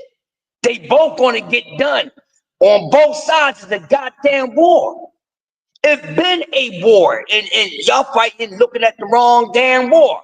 Y'all worrying about YNs and this, that, and the other. Man, it's been a spiritual war ever since the day you came out the goddamn womb. Facts. I'm going to say it again. It's been a spiritual war and a spiritual attack on your ass ever since you came out the womb. All right. That's let me get Uncle Shelton in here. Let me get Peter in here next. Uncle Shelton, welcome to the show. Man, I didn't expect this entire conversation to go how it's going right now, but at the end of the day, I love all of it. Y'all know how I am. Uncle Shelton, what you got on it, man? Epstein, Diddy, the handlers, how they got to where they got. What you got for me, Uncle? Well, you know, like my man Crush so eloquently stated, right? All this shit is learned behavior, bro. All this shit is learned behavior. Somebody taught them how to do this shit. Somebody taught Epstein. Somebody taught Combs, Weinstein. All these motherfuckers was taught by somebody before them. This shit has been happening since the beginning of time. And if you notice, every time you see a case, excuse me, of this ilk, it's some weird motherfucker with some high standing that's pulling this shit off. This is learned behavior. This is what they do. In those circles, excuse me, in them circles, in those secret societies, all that shit, the Freemasons and all that shit. They do all this weird shit, man. This is just part of the game, bro. It's been like this. Real quick, I gotta say this. One of the reasons I started my channel, you know what I'm saying? Y'all know I love boxing, but I love politics. I love all this shit. And I love knowing the truth. And that's what we're searching for here. I can't say that any of y'all are wrong. That is learned behavior. I seen the chat. The chat, they said they were talking about Clive Davis and all that other kind of stuff. I ain't got no problem with it. And the reason I ain't got no problem is because, man, we need to expose all these motherfuckers, man. Yeah. Expose them. And if hell, the government ain't doing shit about it anyway, so it take individuals like us up here to get up here and talk about this because They a can't lot of do anything about it, Dub, because they're complicit. They're they are part of complicit. it. They are part of it. I agree. I agree 100%. So all I'm trying to tell you is at the end of the day, when we had this conversation, I don't think we shouldn't attack each other, nothing like that. But man, niggas need to. Most folks don't even give a damn to research this shit. They Yeah, don't they even don't. give a damn to do it. They bogus. I do it because I love the conversation. You know what I'm saying? All right, Cash, cool. Yes, Cash. I voted for Trump. I got it. I got it. I got it, Cash. I got it. I got it, bro. I got it. If Thanks, you can Dub. be that's okay. You know what I'm saying? And I done said multiple times, Uncle Shelton, he'll bear witness that I done said I was wrong for it. Have I not said that, Uncle Shelton? Yeah, you've admitted you've admitted the nature of your wrongs. You have So admitted the nature of your wrongs. so hey, I mean it is what it is. I got you, Cash. I ain't got no problem with you saying it. You know what I'm saying? I done already owned it. I done already did that. And I'm gonna continue to do it. And I try. Hold on, man. I gotta get Cash to drop real quick. The nigga in the chat talking crazy out here. I'm gonna just tell you. Heaven. I try my best to tell the truth. People don't like my style, how I talk my delivery. But you ain't catching me in half truth and lie. It's admitted. It's admitted, bro. So keep doing what you want to do, but you out of order. Let me get my brother Peter in here. We going to D Free. We going to Troy. Go ahead, Peter. Well, you know that thing with Epstein. A lot of people think he tipped over and he hung himself. I don't think he did. You know, they let Pollard go, and Pollard sold every one of our top secret deals to the Chinese. And they begged and pleaded and begged over the years, and finally Trump let him go. Thing about it is, man, we're not in that clique. Okay, you know, we're just not there. These people run a different. Think about it. You've got diplomats that come in from all over the world. Okay, they come in from all over the world, and what do they get? Well, they get preferential treatment. They get. Where do you think the CIA runs cars from? Diplomatic shipping containers, because they never get checked. Where do you think they run women from? Where do you think they run drugs from? Diplomatic shipping containers. They've been doing this bullshit the entire time. They're not only blackmailing as many people as they can get. The only thing they haven't taken over yet is the internet. That's the only reason we're having this conversation, because you know damn well they got TV locked down. That's why nobody watches TV anymore. You know, the only reason we're having this conversation. They might block us. They might block us. So I'm just telling you Well, the truth. they'll try. But I mean, this is a pretty good panel. I mean, it's actually a pretty good panel. This is one of the only panels I've found that, you know, anybody actually realizes what the hell's going on. I wouldn't get down too hard on Trump. He's between a rock and a hard place, man. He's between money, because money makes the rules. Let's face it. These guys, they have money. They can go ahead and start. What do they do? What does the United States do? Think about it. The only thing that we do is start a war. We either make war or regime change or color revolution. We're doing it in Georgia. We're doing it as Uzbekistan or whatever that place is. We're starting it right now. We're doing it in how many places? We're killing the shit out of everybody we can kill the shit out of. And you know what? I don't think Trump's up for it. But he doesn't have any choice, because money makes the rules. You know? And I don't know, man. It's gonna get a hell of a lot worse before he gets better.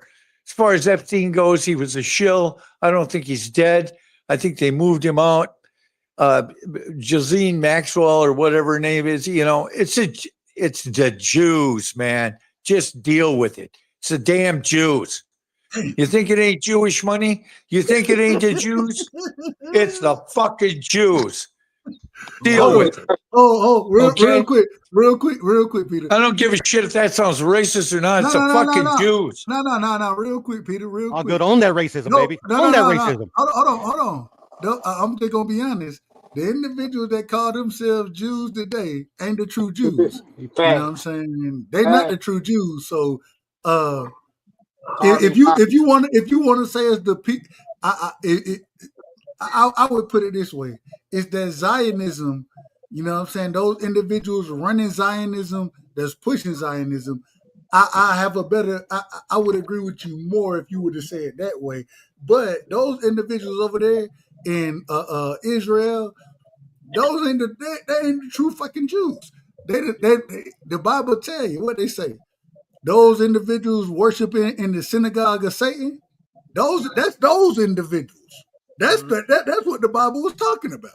In my 85% of the Israelis are in for killing those people. They're crazy. They're lunatics. They're crackpots. They're out of their mind. I don't know what they're thinking, but you know what? The United States stands behind them. They're doing it in your name and my name too. They're doing it in our name. You know what the world is looking at us now? We're an unreliable partner. We're nuts. We defend genocide. We defend. Okay, you can't even bait a deer out here in Minnesota, and it's against the law. And they're baiting people out in Palestine. What? Come on, man. Come on. Hold on. Let me get Free in here. Free, go ahead. Then let me get Troy. We coming back to you, Paige. All right. I mean, I don't really know what's going on with these individuals. I'm kind of right there where Peter is. Unless we seen a body, they could have just moved him somewhere so he can be quiet. Hold on, Free. We never seen we hear the stories. You know what I'm saying? We never saw the body. You know what I'm saying? And then supposedly the damn cameras they malfunctioned at that time. Motherfuckers was asleep. I don't know if he dead or not. I don't know. But go ahead. I mean, and I was gonna say, I mean, and they could have said, look, we putting you over here. Keep your mouth shut. If we hear anything else out of you, you out of here. So they could have put him somewhere where he just going to be quiet and fade off until the rest of his life. So that's not out of the realm, because we know that there's been plenty of people that all of a sudden they just disappeared and they say, oh, they passed away, but nobody ever seen a body. It was never a funeral or anything like that, or the loved ones never got a chance to see the remains of their loved ones. So I mean, it's not out of the realm that he could have just got moved out of wherever he was at into a spot where nobody else knows except for the people that put him there. Mm-hmm. All right. Hey, go ahead. Then we going to Troy. No, you go to Troy, bro. I disagree with everything Free said. Like I said, I don't believe the nigga dead, bro. Like we ain't seen nobody move, none of that shit, bro. Was it even a fucking funeral? And it's easy to, you know what I'm saying, just post a nigga picture or whatever. I mean, put up a motherfucking picture or whatever, have a little service for him, but niggas ain't move no body up out of there, bro. And if they did move a body up out of there, who's to say the nigga wasn't in that bag moving? Amazing. Troy, go ahead. All right, I'm gonna pop off after this, but honestly, if he's dead or he's alive, because I still believe the DC sniper is alive. I don't think they killed him off, right? But he's just too skilled an operative, because he can kill and he can train. So why would you kill someone like that off? Anyway, so I just think that this thing with Epstein scares the fool in office, and he's gonna stay scared until either it comes out and then ruins his whole life, which I hope it does, and or it just goes away, which is what happens here. Things just go away. So on that note, y'all have a blessed night and Hey, real quick, Troy. Real quick, be Troy. productive. Hold on, real quick, Troy. Let the people know. Let them know where they can find you Oh and yes, yes. what your series is gonna be, because, like I said, you got a hell of a series going on as far as fatherhood goes. So let the people know. Okay, well, the show's called Daddy's Lounge, but it's still the Troy Graham Experience. Experience. Yeah, so just type in Troy Graham Experience on YouTube, Monday, Wednesday, Friday, 6:30 p.m. Eastern Standard Time. I really never know what I'm going to talk about. I do a lot of reading. I listen to a lot of positive things, and something comes on my soul, and then I just ride with it. I fuck with Man, it.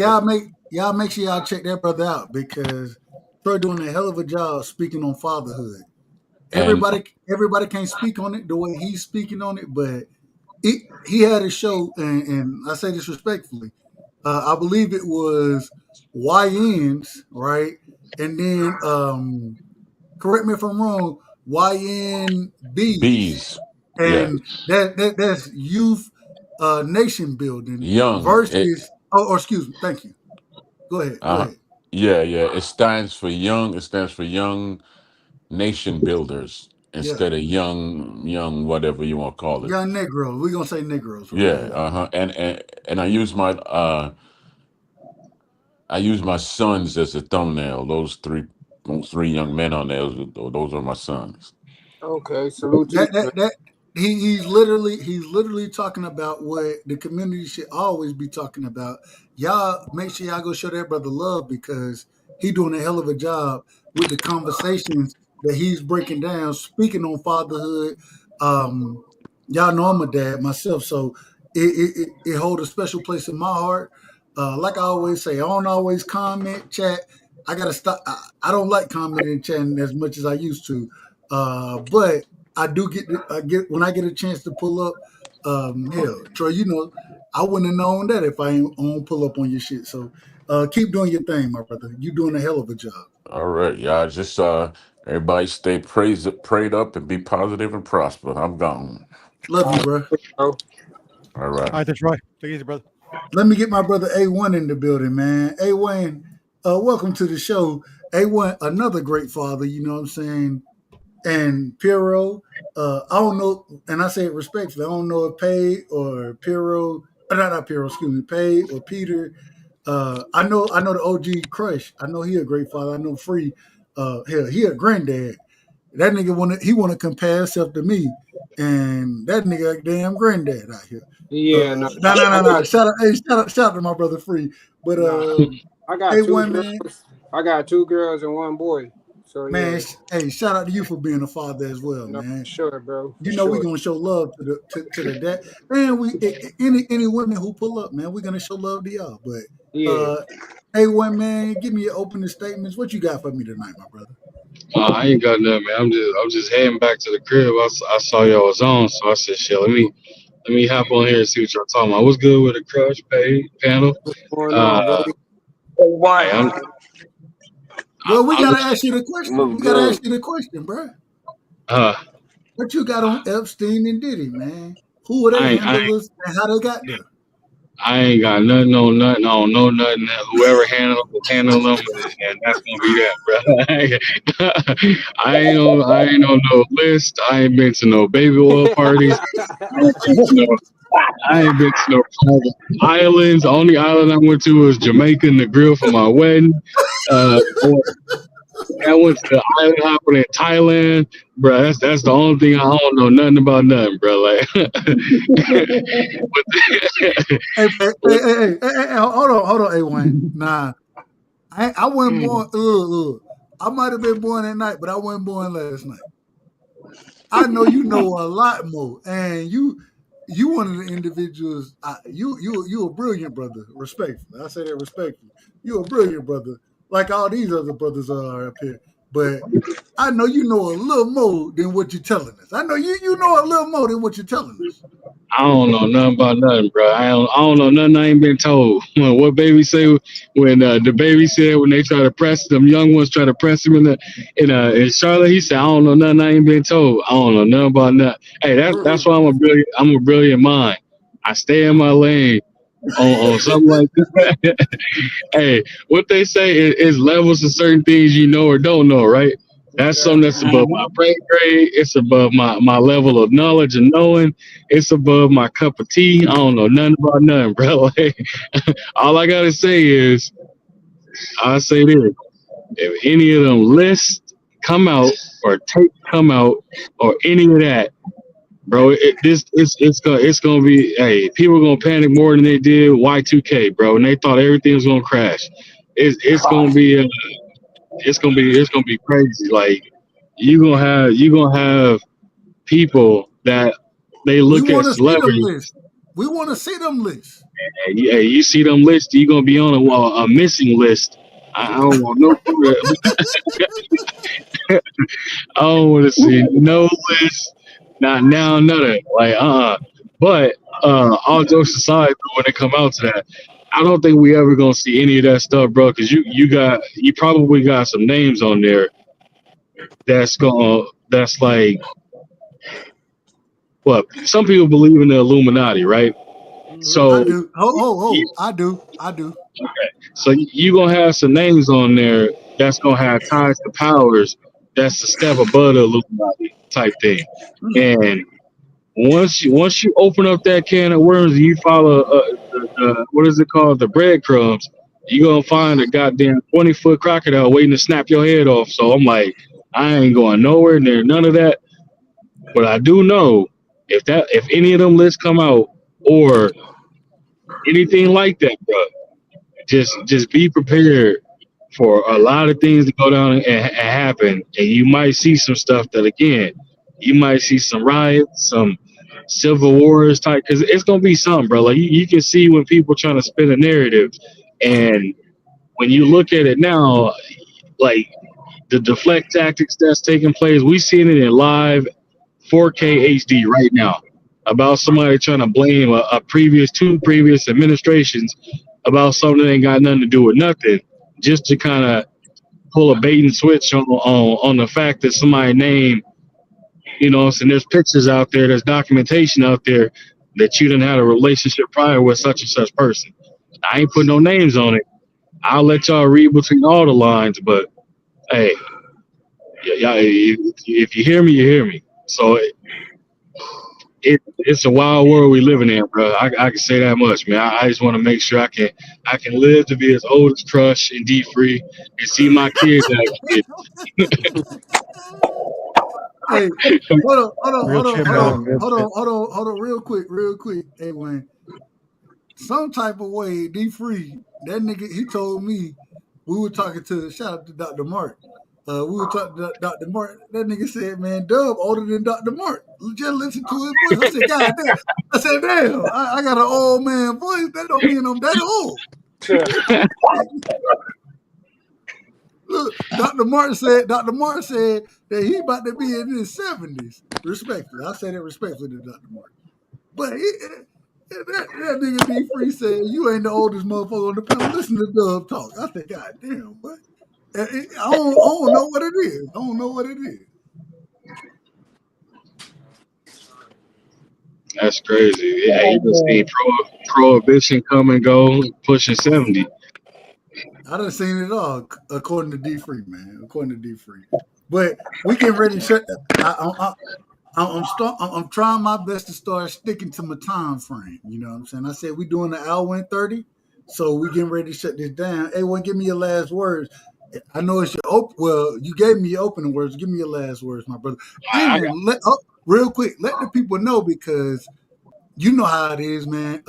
When you go live and do your basketball shows, A1 had a topic up there speaking on what Kobe should be rated at, and man, shout out to A1 because he could talk some of them basketball topics that, man, I don't even know how to break down. I can't even break it down, but A1 break it down for you.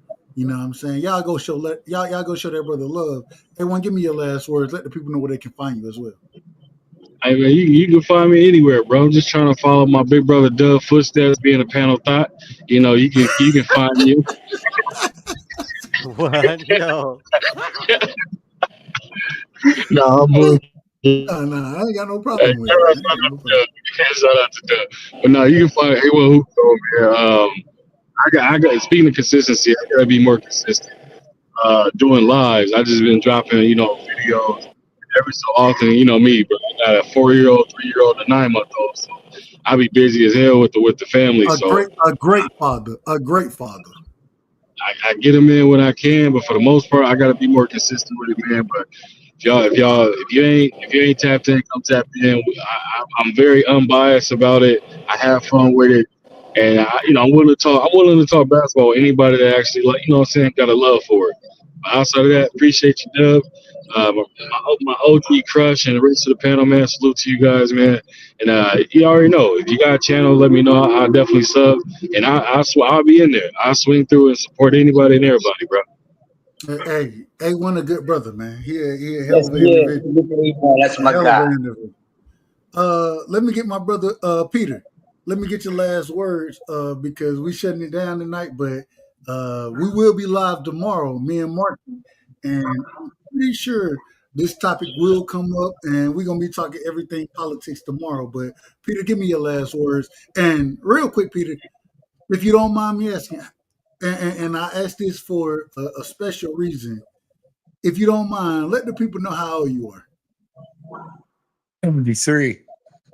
Say, I hope say, I get say I it hope I again. get to be 73, but I'm gonna be 74 next year. Man, Hey, Pete, I didn't know you was in your 70s, Pete, no, man. no, I no. don't get that at No, all, Pete.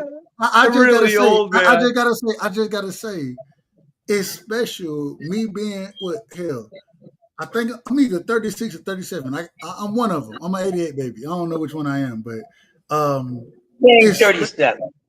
thank you. I appreciate it. I appreciate having a brother like you on, you know what I'm saying? Somebody who is more knowledgeable, somebody who every time you come through, you can break down different situations that and bring up different thought processes that I haven't even um thought about. You know what I'm saying? It ain't even worked through my mind. And you come up and you bring those things up. Peter, I really appreciate you. You know what I'm saying? Same way I appreciate all my brothers, but man, I really appreciate you, brother. Give me your last words, Peter. I never would have known what it was known if I wouldn't have gotten sued. I got sued for a lot of money. I got sued for a lot of money, and I started looking into the banking situation. And I found out, I made myself cognizant to the mechanisms of fractional reserve lending and the way business is done in the United States and throughout the world, actually. Because we're all on a credit debt system, and a lot of people don't take that into consideration. And all of a sudden, it occurred to me that the way things were happening. All we do, all this country does is regime change. We're always trying to. Everybody's our Bully. enemy We're, when we're they trying to really aren't. bully. We try to Yeah, bully yeah, people. yeah. It's like, and we're nice people. We're actually nice people, but our government, man, we have no control over these guys. Yeah. So all I can say is keep your head down. I love you.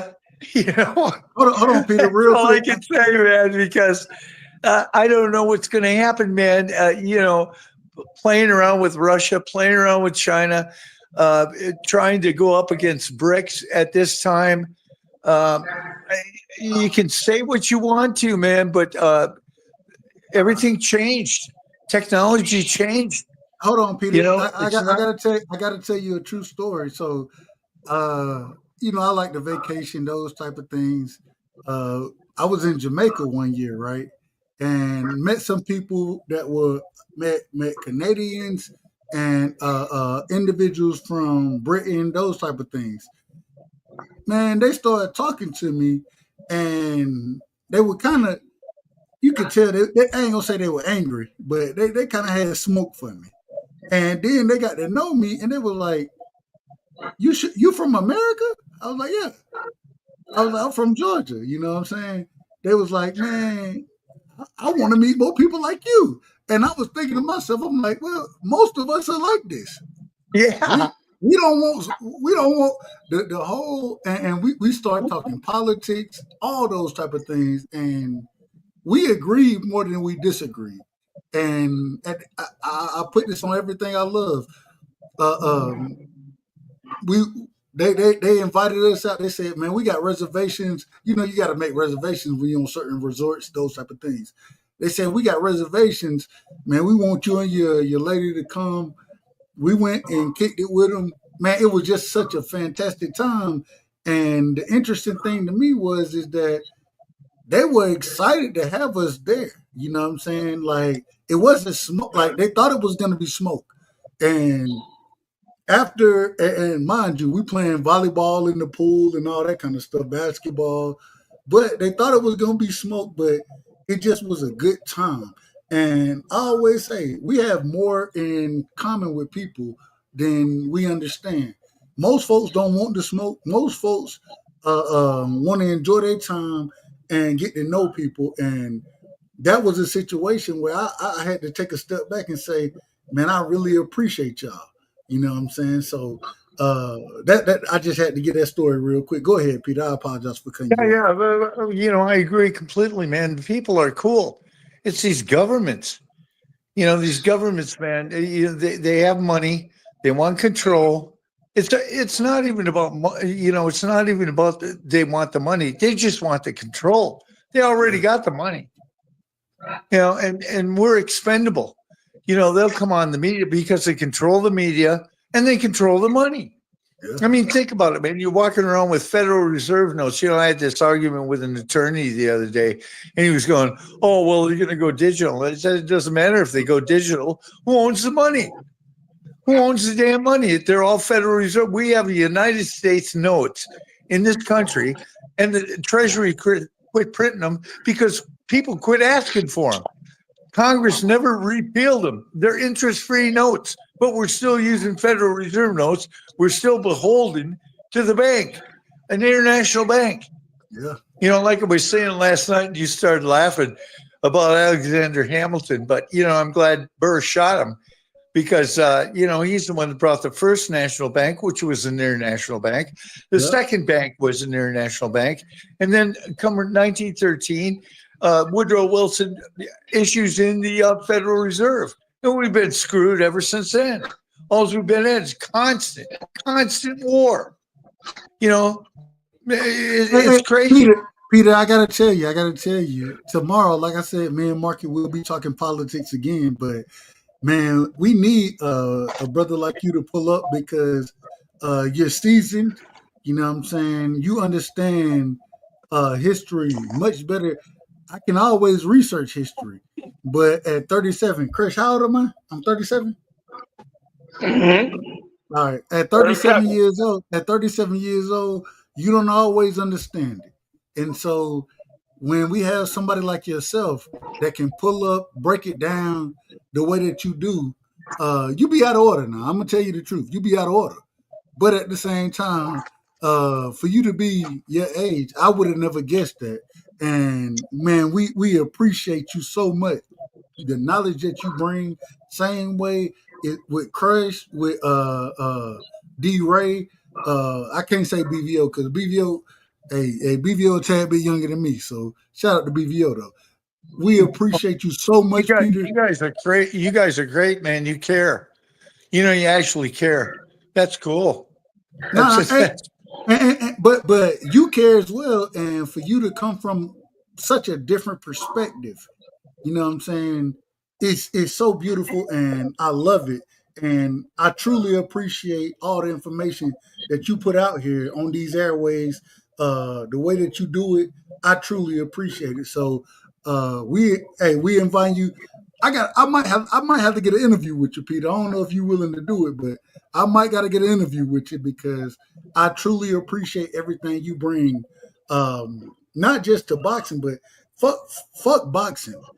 Politically, the politics that you can speak on, man, it's so great. It's so refreshing to have the older generation educating the younger generation, man. It's so refreshing, and I really love it, and I appreciate it. I'm just glad y'all are here, man. Because you know what? There's a lot of people that aren't even talking like this. They have no clue that they go home, they go to work, they go home, and then who knows what they do, man? They watch television. And television's just about gone. Nobody watches television anymore. Everybody's on the internet.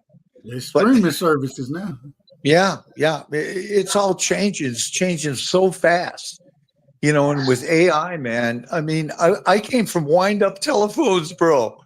No, wait a minute. The first time I dialed a phone, right, I had the rotary phone. Yeah. I swear to God, I had the rotary phone going out there. You know what I'm saying? I don't know if y'all remember the rotary phone, but well, I'm sure y'all do. But man, They don't know what that is. That's the age I grew up in. So, Peter, man, appreciate your energy, everything you bring to the show, and thank you so much. Thank you. Hey, thank you, man. Thank you, and thank everybody on the panel, man. It's really refreshing and great to hear y'all, man. I'm not bullshitting either. Hey, we'll be live tomorrow. Pull back up. We're gonna have a subject for you. Shout out to my brother Peter, man. Shout out to Peter in the building, man. Shout out that great brother. Crush, the OG, the legend is in the building. If y'all don't know, real quick, and Crush, I don't always like to give you a resume, but I got to here.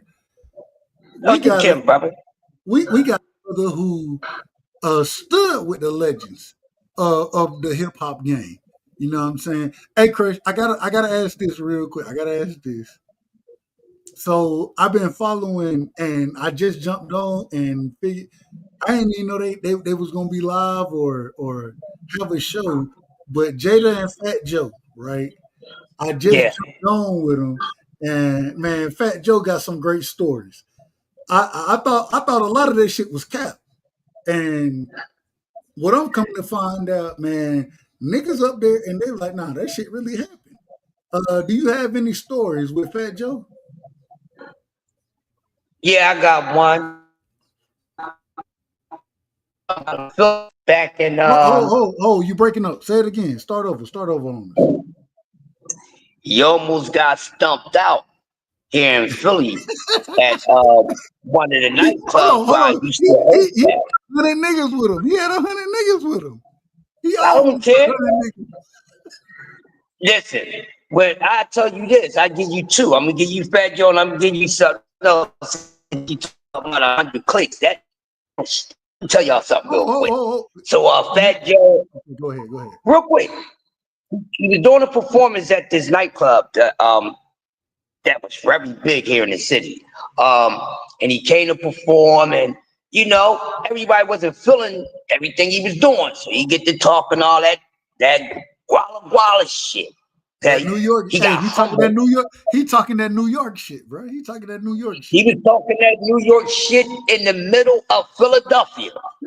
He had to find out, just like any other goddamn New Yorker. Okay, don't come here with that shit. Ask the Wu-Tang Clan when they first came to fucking Philly at the same club that Fat Joe was going to get stomped out. Wu-Tang Clan came to Philadelphia. We had a Wu-Tang weekend at the club. We had to do a fucking Friday and a Saturday show. Yeah. Niggas from North Philly almost tried to turn that goddamn bus over because Wu-Tang was about to get in fucking a fight. These crazy New Yorkers, y'all got too much heart. You outnumber when you go places. Just because there's 100 y'all on the bus, you know how many of us it is? Man, that shit was a hot mess, but they get humble. Don't go nowhere. Not that Philly. Don't be going over there thinking you super bad. If you ain't outnumbering where the hell you at, you outnumbered. Just because you got 100 soldiers, motherfucker, you somewhere where's 1,000 of them. You make that make sense. Hold on. Hey, Chris, I gotta tell you, next time we do an interview, right, and I gotta get you back on. We not Whenever you're talking. ready, bro. You already know what it is, but we not talking nothing, man. We gonna sit here and listen to your stories because, like I said, I think Fat Joe he tell great stories, man. Don't nobody tell stories like Chris the Legend, man. That's a fact. Fat Joe had to go get a goddamn co-host because his first goddamn show they gave him on Netflix was dry as fuck, bro. It was dry as fuck. So Hey, then he turned around, he had to real team up quick. with somebody. Hold on. I'm a fan of Jada now. I'm a fan. I'm a huge fan. I wasn't never no real fan of Fat Joe, but Jada, Right. I think I still say to this day, I think Jada is one of the most lyrical motherfuckers that I've ever heard. I still believe that. I love Jada Kiss. I can listen to all the Kiss old songs. Kit, man, that brother was special in my opinion. Hey, I I can't listen to lie, those man. I guys every love day, Fat man. Joe, man. I love Fat Hold, Joe. hold on, I'm gonna let you. I'm gonna let you go. But yeah, we I ain't surprised you like that, bro. Hey, give me your last words. Give me your last words, Chris. Give me your last words. My bad. You know I get Hey, out of work man, quick. listen, y'all. It's always a dope honor to be up here with Dub Whiteside at night, no matter what it is. But before I get up on out of here, y'all make sure y'all stay connected with the Sports Talk Network. Coffee and Donuts is at a new day and time, and y'all in trouble. 9 a.m. Oh, you to come in OG, even more. OG, man. Even more. You said it. I believe you said it today. You said, man, I got a different time frame now. I got a chance to have a co-host up here. I got, Yeah. man. I can't wait to see what you're gonna do. I always go back in, and I can't always check it out when it's live. You know what I'm saying? Being a dad and shit like that, but man, you special. I love Thank everything you, you man. got going, OG. And man, let the people know where they can find you at. And anytime you see me up on these YT, Sports Talk Network, anywhere you see STN, most likely I'm going to be there. Subscribe to my channel. And also, Coffee and Donuts is going to be on 4 days. Monday, Tuesday, Thursday, and Friday. Wednesdays, y'all finally getting it. Wednesdays, 9 a.m. starting next week. Something that y'all been waiting for and the STN been waiting for it. The Grumpy OGs, myself, and CDK every fucking Wednesday at 9 a.m. The world is in trouble. STN in the building. Get down to lay down. Hey, I don't want to Chris. have to tell you again. I'm throwing you off. I'm throwing you off. I'm throwing you off after I say this right here. You and CDK is a problem. That's gonna be a problem for anybody. I can't wait to see Every it. Wednesday I can't morning. wait to see it. STN, baby. He in trouble. Shout out to my OG, man. If y'all don't know, man, Chris the Legend, that's my big homie. And always showing love, always showing respect. Like I said, I think he tell better stories than Fat Joe could ever tell, in my personal opinion. Who am I? Yeah, Fat Joe can come to my class. I'll help him out. He know he can't fuck with me on that. That's why Hey, I'm the master of ceremony. Nobody can do it like me, baby. Nobody can do it like me, man. man, I'm throwing your ass off the damn show, man. Love you, OG. Love you too, my guy. BVO is in the building, man. BVO, you stepped in, you stepped out, came back. You know what I'm saying? I don't know what happened, but man, give me your opening statement. Well, you already got your opening statements off. Last words. Give me your last words, my brother. Last words, man. Shout out to my dog Polo for throwing up, ruining my night. What happened? I don't know. He must have gotten to something. Who, Polo, your dog? Yeah. Oh Lord, have mercy. Well, we got it all cleaned up, so thank God for that. Hey, But BVO, no, real quick, but because if y'all don't know, BVO does a hell of a job. He has interviews on his show on a regular basis. He always tell me, and me and BVO we talk same way I talk to D Ray. Me and BVO talk. BVO he said, man, I don't want to just talk about these niggas. I want to talk to them. So BVO man, let the people know what you got going and when you'll be live and all that kind of good stuff. this week, sorry everybody, we'll be back again Well, Dr. Phil, It's his birthday. Stop, man. It was his birthday, man. Let that man have a good time. Respectfully. So we'll be back next week with Dr. Fields. We'll be back with Brian Norman. And we'll be back with Hall of Fame referee, soon to be Hall of Fame referee, Jack Reese. We got Jack Reese. We'll get to talk to Jack Reese. Legendary guy, man. I can't wait to talk to him about some boxing, man. And he said I can ask him about the water fight. So salute to Jack for saying I can ask him about water. I ain't got no problem with it. Just let me know, and I'm gonna pull up and show you love as I always do. And I appreciate you. You know what I'm saying? I appreciate you, my brother. If y'all don't know, man, y'all go check BVO out because BVO doing big things over there. He doing big things. We don't always get a chance to have an individual that's so humble as far as BVO goes to be interviewing a lot of these guys that we talk about on a regular basis, referees, Uncle Stitch. Uncle Stitch got a lot of stuff going. BVO pulled up to the fight. Uncle Stitch said, man, that's my big brother right there. He my little brother. He technically my little brother, but he bigger than me, so that's my big brother right there. But, man, shout out to BVO, man. Keep doing your thing, brother. Man, shout out to our superstar, man, Varnell Hill, man. Hey, man, I wish I had. You're going to have to send me the drop, bro. You're going to have to send me the drop. I'm going to start playing it for myself. You got to put it drop, man, because that's you, man. Varnell Hill, man. I do it for the children. Hey, if you ever get a chance, man, watch him do it with Martin again. Like now, I think he did it last year with Martin, man. It's hilarious, bro. He went crazy, man. Hey, Tommy Davidson Jr., one of the greats out there, man. So shout out to him. Oh, yeah. Salute to my brother D-Ray. I'm going, y'all. Peace. Hey, love you, bro. Love you too, man. We got my big homie in the building, man. And I don't know why he do it this way. This is how he choose to do it. He pull up when I'm done, when I'm damn near done with the show, he say, man, let me hit the damn panel. I'm gonna pull up so I can get my opening and closing statements off on y'all motherfuckers. That's what my brother do. I ain't lying to you. D-Ray, man, first things first, shout out to Omaha, Nebraska. What you got for me, man? Give me your opening and closing statements tonight. All right, hey man, I'm trying to take your time. Quick, bro. Take your time. Okay, Take your time. I appreciate Take your time. We ain't gonna do that. We ain't gonna do none of that. But hey, first off, I just want to say, I believe, bro, that y'all can ask Jack Reese the questions.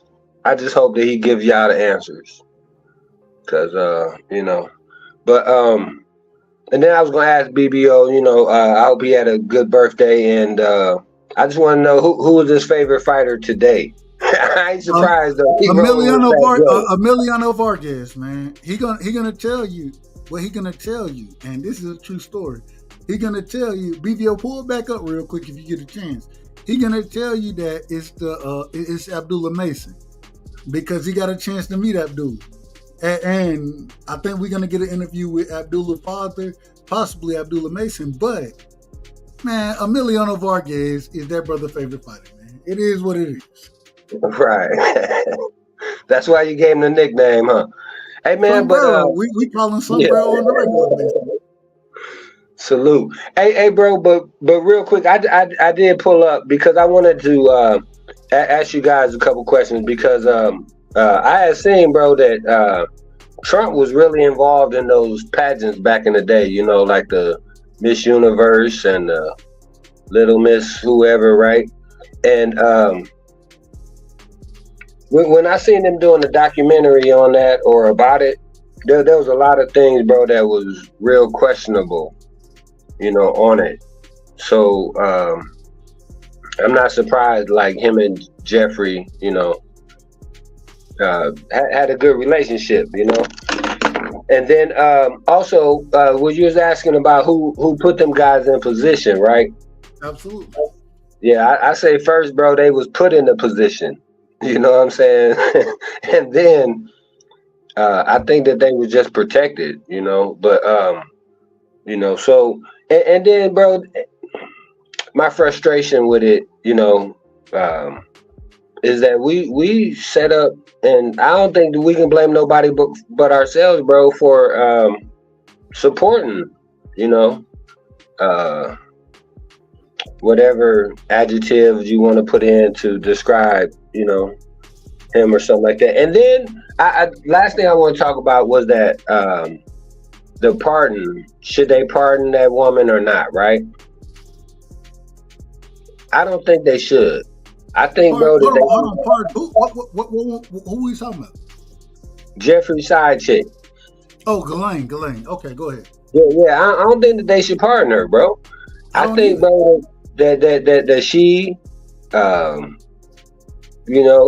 basically, I mean, she had her day in court. She did her thing or whatever. But I think, bro, that she probably got just as much joy and satisfaction, and I could be wrong, out of it as Epstein did, though.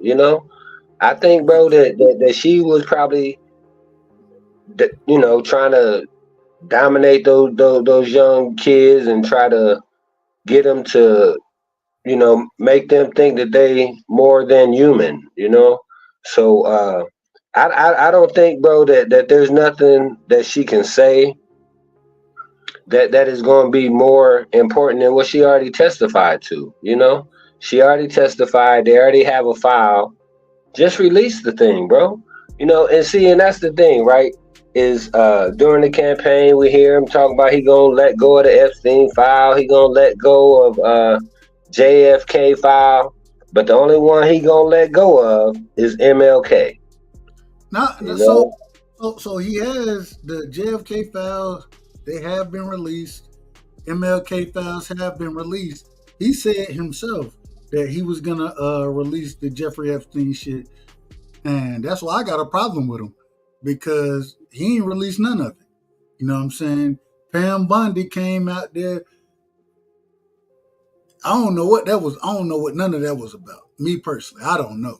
But I don't. If he in there, ain't no way. I think he would have known he was in there from the beginning. I don't know if he in there or not, but I do think that he trying to protect somebody. I can't tell you exactly who it is, but man, we ain't trying to see none of that protection shit, bro. You came in speaking on being as transparent as possible, and now you're not doing it. You got an individual like myself and Cash Crypto. He been on my helmet about it. I ain't got no problem with it. Uncle Shelton been on my helmet. Marky Dan been on my helmet, and we're gonna have a political show tomorrow. But I'm not here to defend Donald Trump. That ain't my job. It's not my It job. almost seems like it's gonna be later on today, though. You know what I'm saying? He said, "I ain't here to defend Donald Trump." Hey, that get tiring after a while, don't it, bro? D-Ray, real quick. Man, he said, after 6 months, I'm done. Real quick, D-Ray, man, we done talk politics behind the scenes for a while, have we not? Yes, sir. I've always held the stance that I had. And when the brother came out and he out of order, I'm calling the nigga out of order. Am I not doing that? Absolutely. And that's the thing, bro, that I appreciate about you, because when we were talking about it, and I would say, don't do that, Dub, don't do it. and once I was convinced that you were going to do it, my whole thing was, I just said, bro, just keep him up to the standard. Just as long as you hold him accountable, bro, I ain't got no issue or no problem. You know what I'm saying? Because that's what a real one do, bro. That, like, I mean, bro, if you ask me if there any difference between Hillary, Trump, and Joe, I'm gonna say no. You know what I'm saying? And so as far as that go, bro, but I just I'm just for the people, bro, that like the panel's basically saying today, bro, that we as a society have been under attack for a long time now, bro. And so I just think, bro, that it's time for us to be able to have the conversations so we can be able to heal, bro, and move past it, bro, because if we don't, you know, we're gonna be prisoners to it for generations to come. And that's the one thing, bro, that I wish is you know, the generation where your son is at, that they won't have to deal with none of this BS, bro. You know, and you know, but I thank you, bro. I appreciate it. I know we done went over the 2 hour mark, so and I knew it too. I said I said I'm gonna click in and I'm gonna take about 2 or 3 hours and, you know, be able to say opening statement and all that, and we'll be here until the morning, bro. But I thank you, man. And but bro said, when did school start in July? Can somebody answer me a question, bro? It's still hot out there, bro. Right. I'm just telling you when school started. I still don't understand it. I don't understand it. But at the same time, hey, I think with these kids out here, it's better for them to be in school, you know what I'm saying? Absolutely. Hey, idle time is the devil's playground, you know what I'm saying? So I think it's better for them to be in school, having something that they're working toward. It's crazy. My son, he got the teacher that he wanted, right? Yeah. A brother named Mr. Lee. Yeah, you heard me say it, Mr. Lee. And he came home. That nigga had homework on the first day. He had homework on the first day, right? Hey, I could tell he was mad about it. I could tell he was pissed off about it. I could tell. And get what I said? Well, this is the teacher you wanted, right? Mr. Lee, he cool. But at the same time, he gonna make you get your lesson. That what the old folks used to tell me. You gonna get your lesson. So I got a lot of. He might want to change his mind now, but Dad's all right with it though, huh? I'm good with it. Hey, nah, you gonna get your lesson as long. And it's funny, Mr. Lee, a black brother. You know what I'm saying? Got a chance to meet Mr. Lee.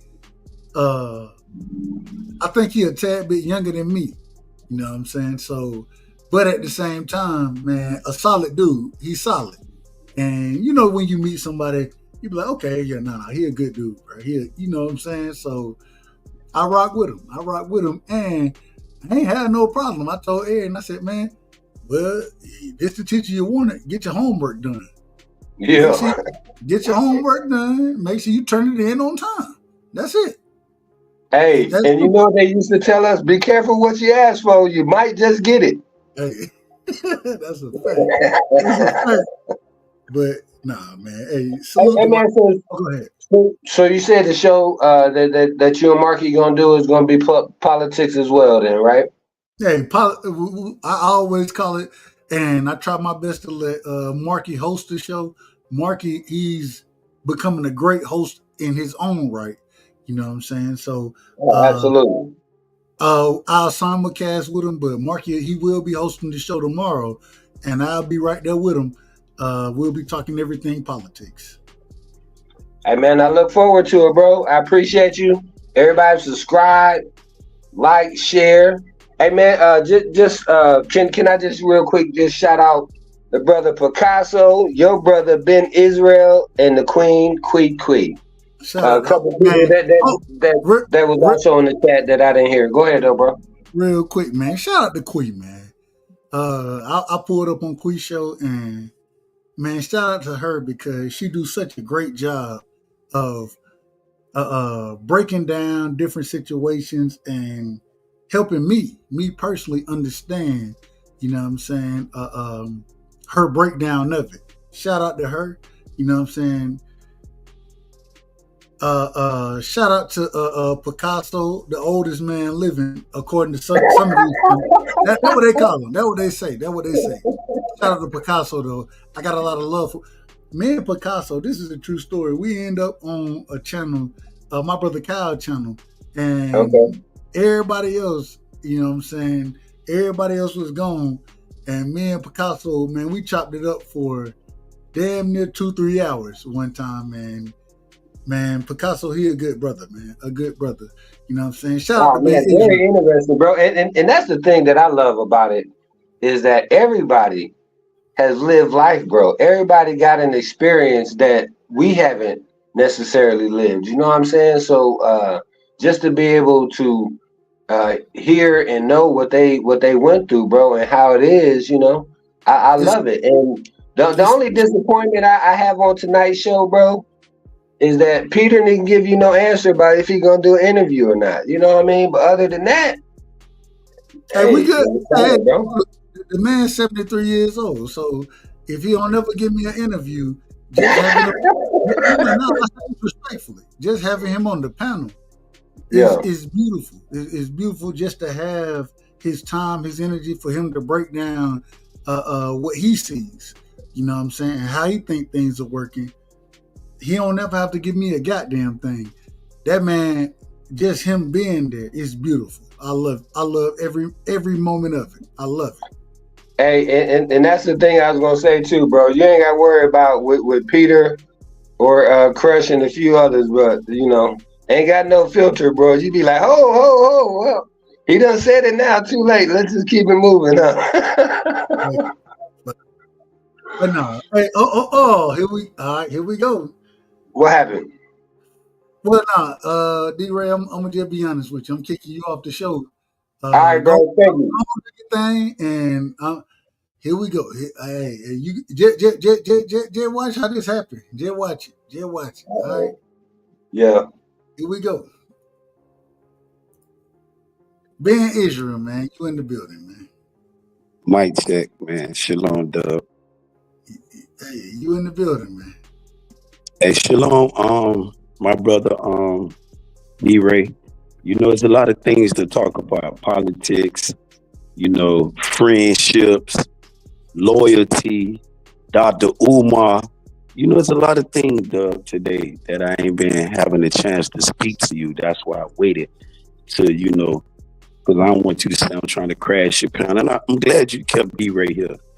A person who can sit back and say, nah, that brother ain't like that though. But the Dr. Umar issue though, Dub, can we address that for a minute? What happened? What happened with Dr. Umar? A lot of people accusing him of, fraud.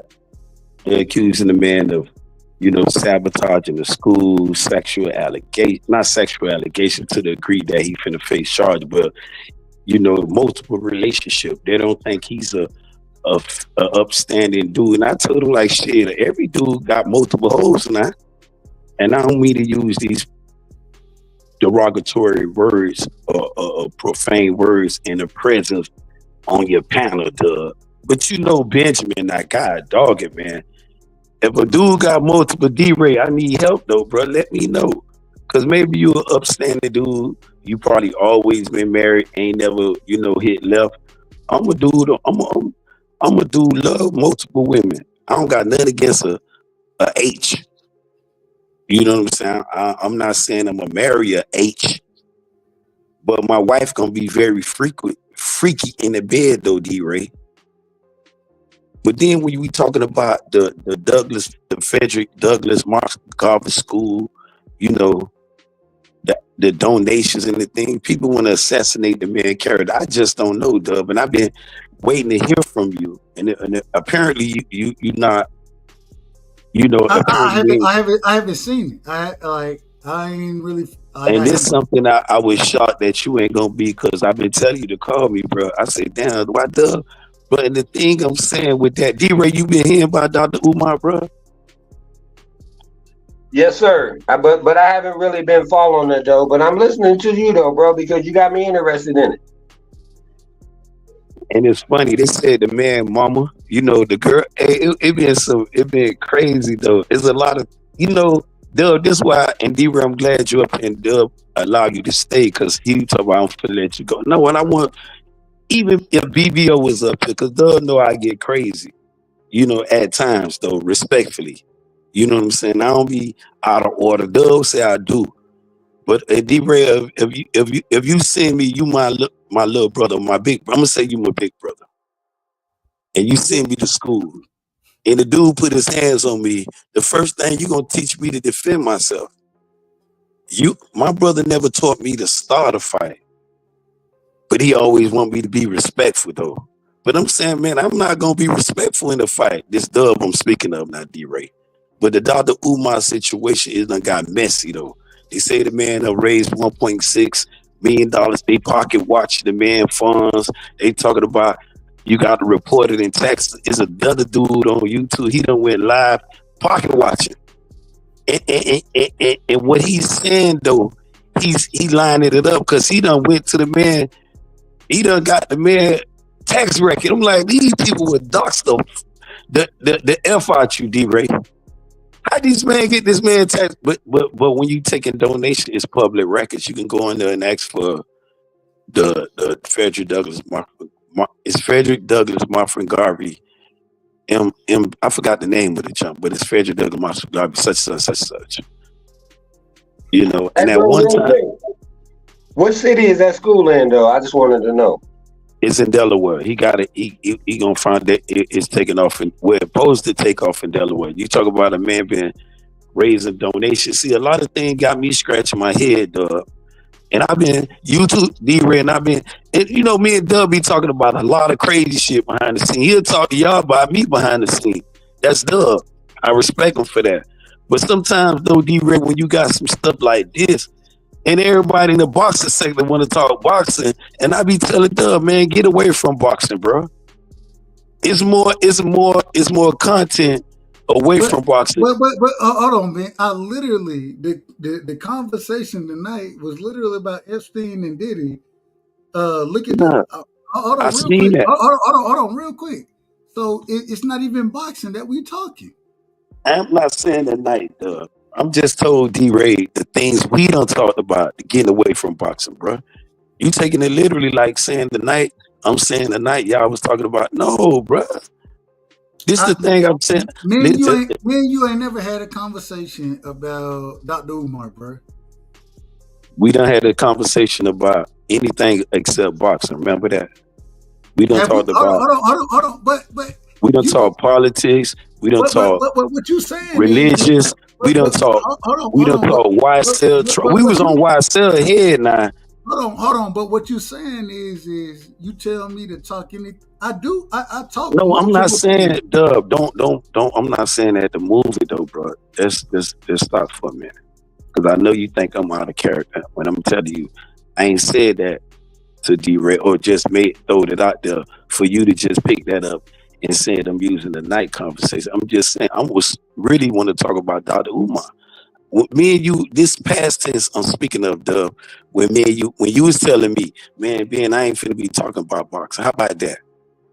That's what I was meaning though when I was saying this a conversation to get away from boxing. I'm not saying the conversation y'all had tonight was concerning boxing. I heard the conversation tonight wasn't about boxing, and last night definitely.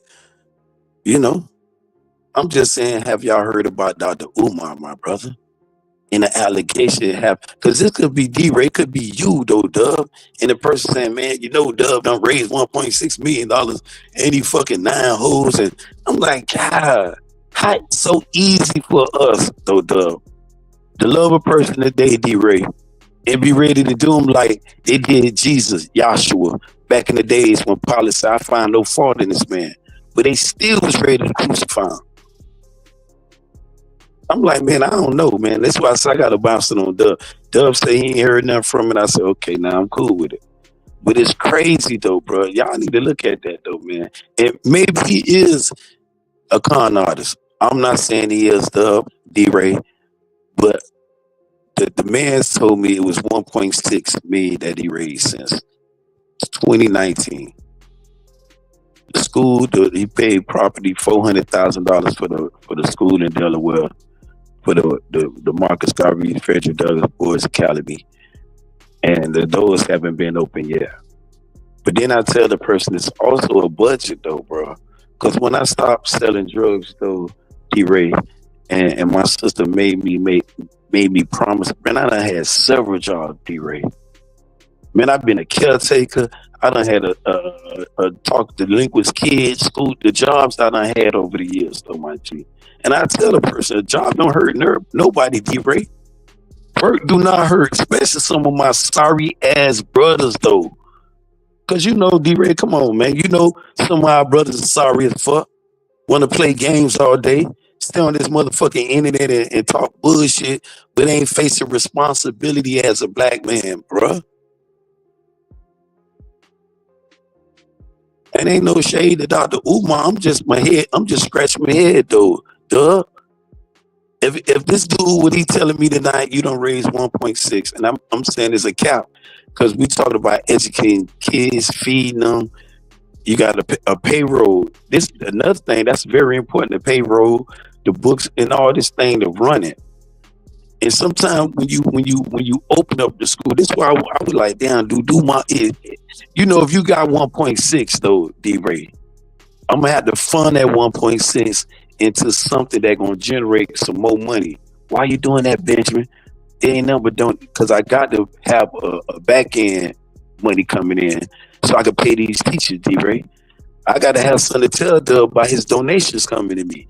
Maybe he got these answers though, and people just throwing their rocks at the man, Dr. Umar, speaking of. They throwing their rocks at him, D-Ray and Dub, and I'm just like, man, something wrong with this here. He talk about the people done trying to tap his accounts. He dead broke. He needs some donation. They throwing stones at the man. It had me scared because I was finna send him $50. I'm like, damn, what? They go 80. Ain't gonna hurt my pockets right now. I have to live 50. But I'm like, damn. Then people like, nah, don't the motherfucker. I'm like, there's something wrong, man. I don't know. I don't know him personally.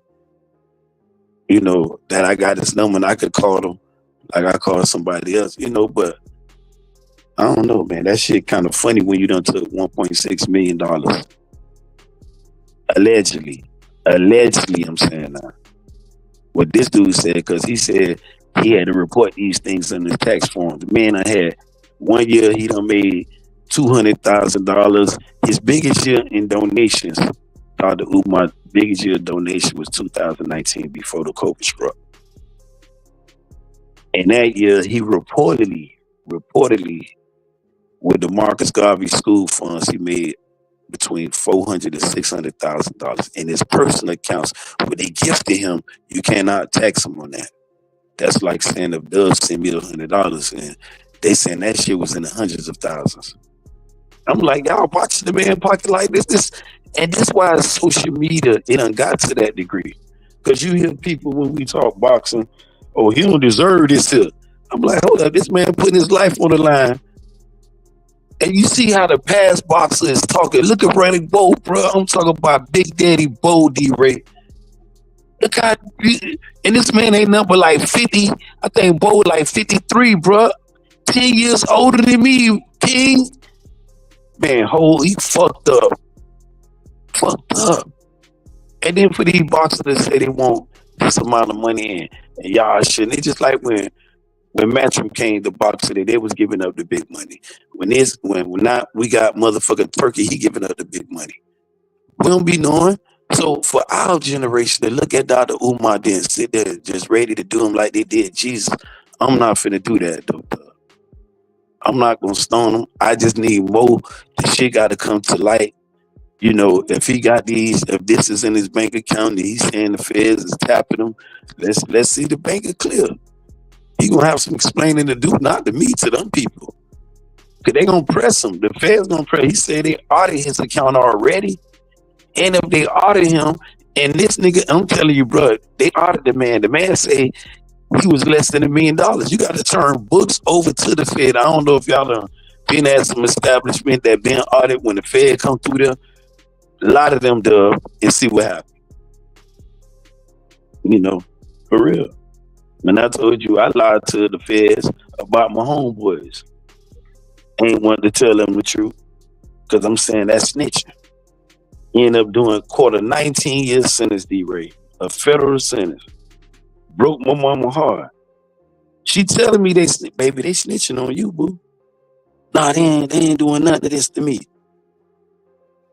We just don't know till you go to court and then you see for yourself. And we ain't had to go through that. Cause you hold juvenile, your mama, they gotta be honest with your mama. And my mama told me I couldn't believe this. It's just like I can't believe the allegation with Dr. Umar though. But thank you for allowing me to come up here and vent the Dr. Umar story.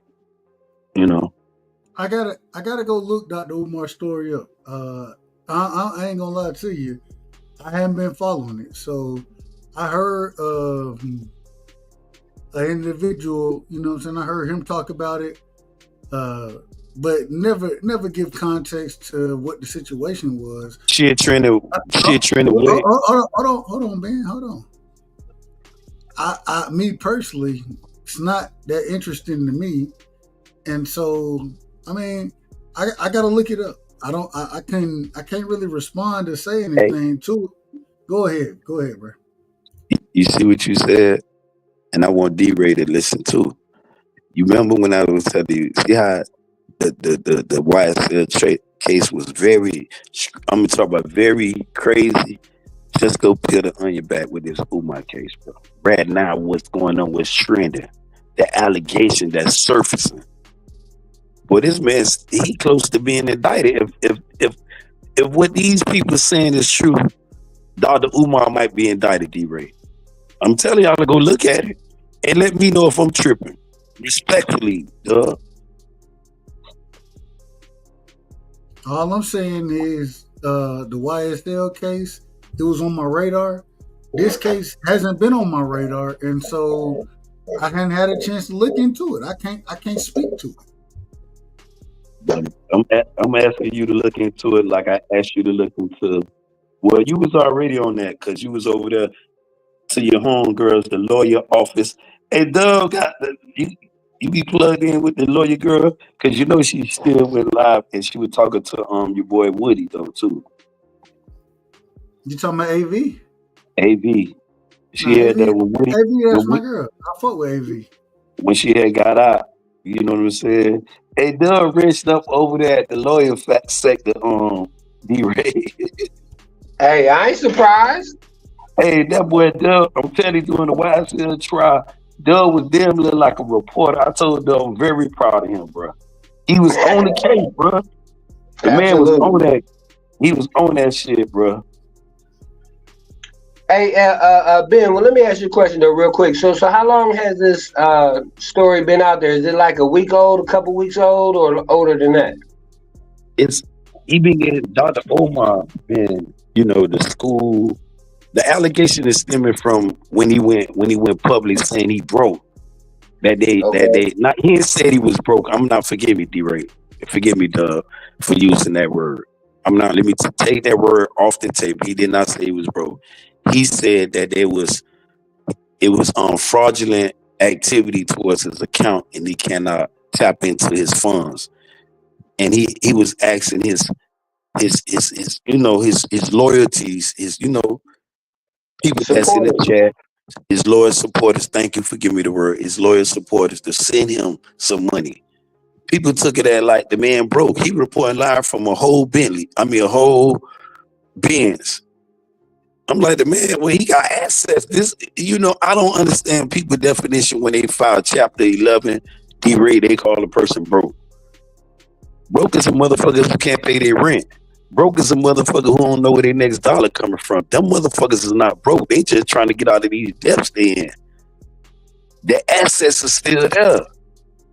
I don't know what's going on with these. It just didn't start. This is where everything stemmed from, D-Ray, when he came public with that allegation. When he said wait till the end of the year. Now tomorrow is the first.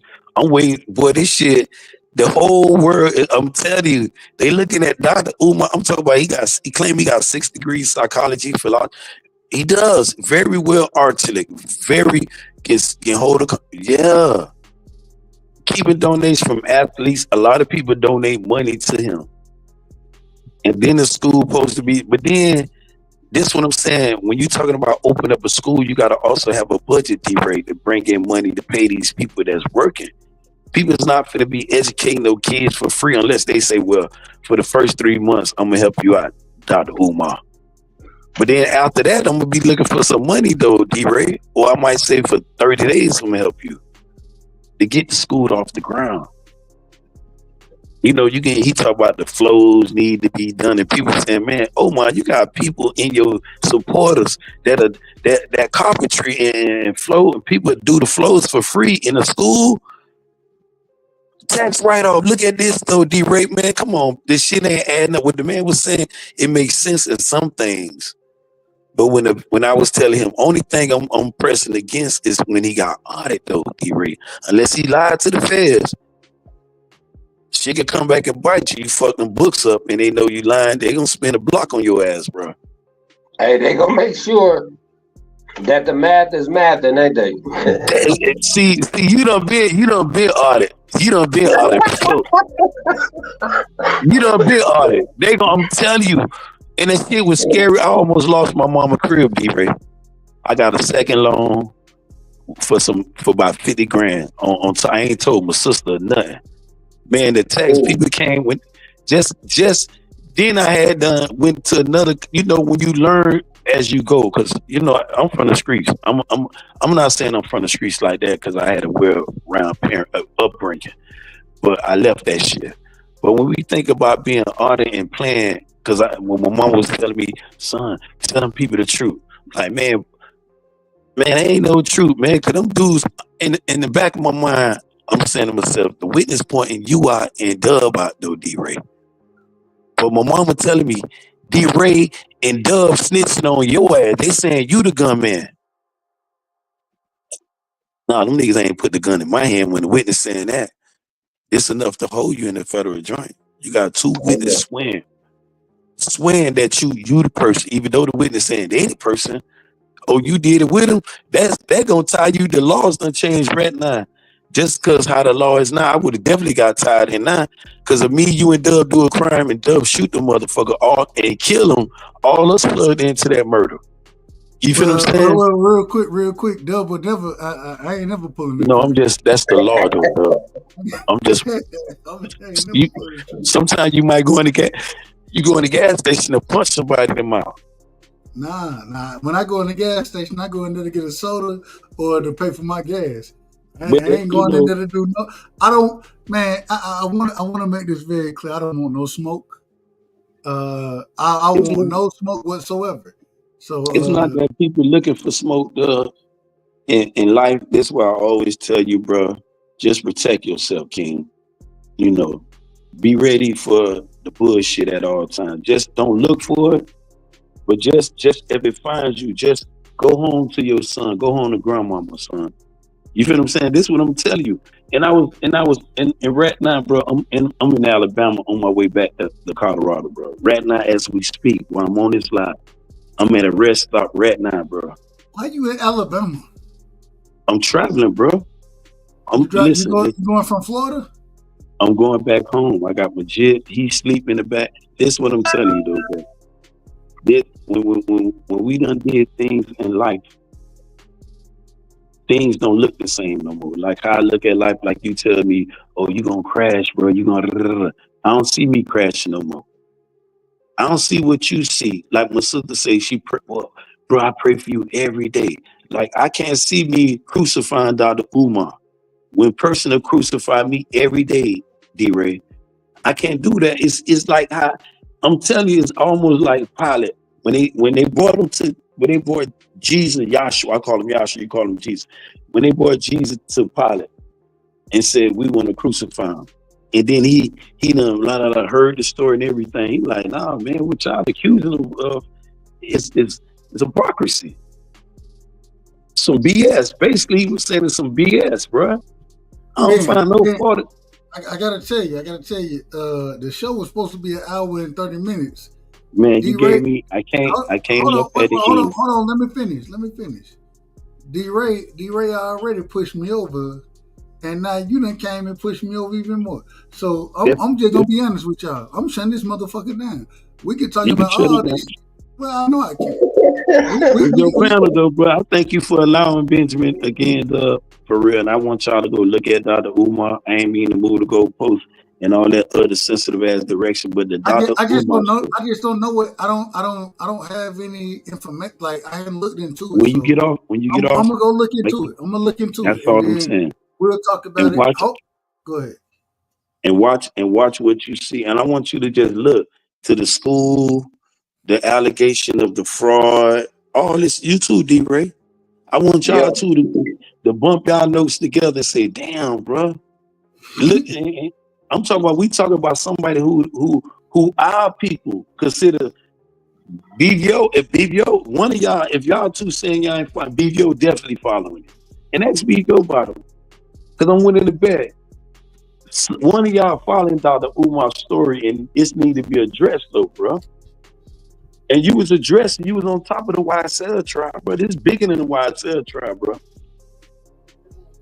I was real quick. The reason I was so live on the YSL trial because it was happening right around the corner from me, and so It's happening. Hold on, Ben, listen, just listen. So me being live on that and rocking the way I did with that is because I had personal interest in it.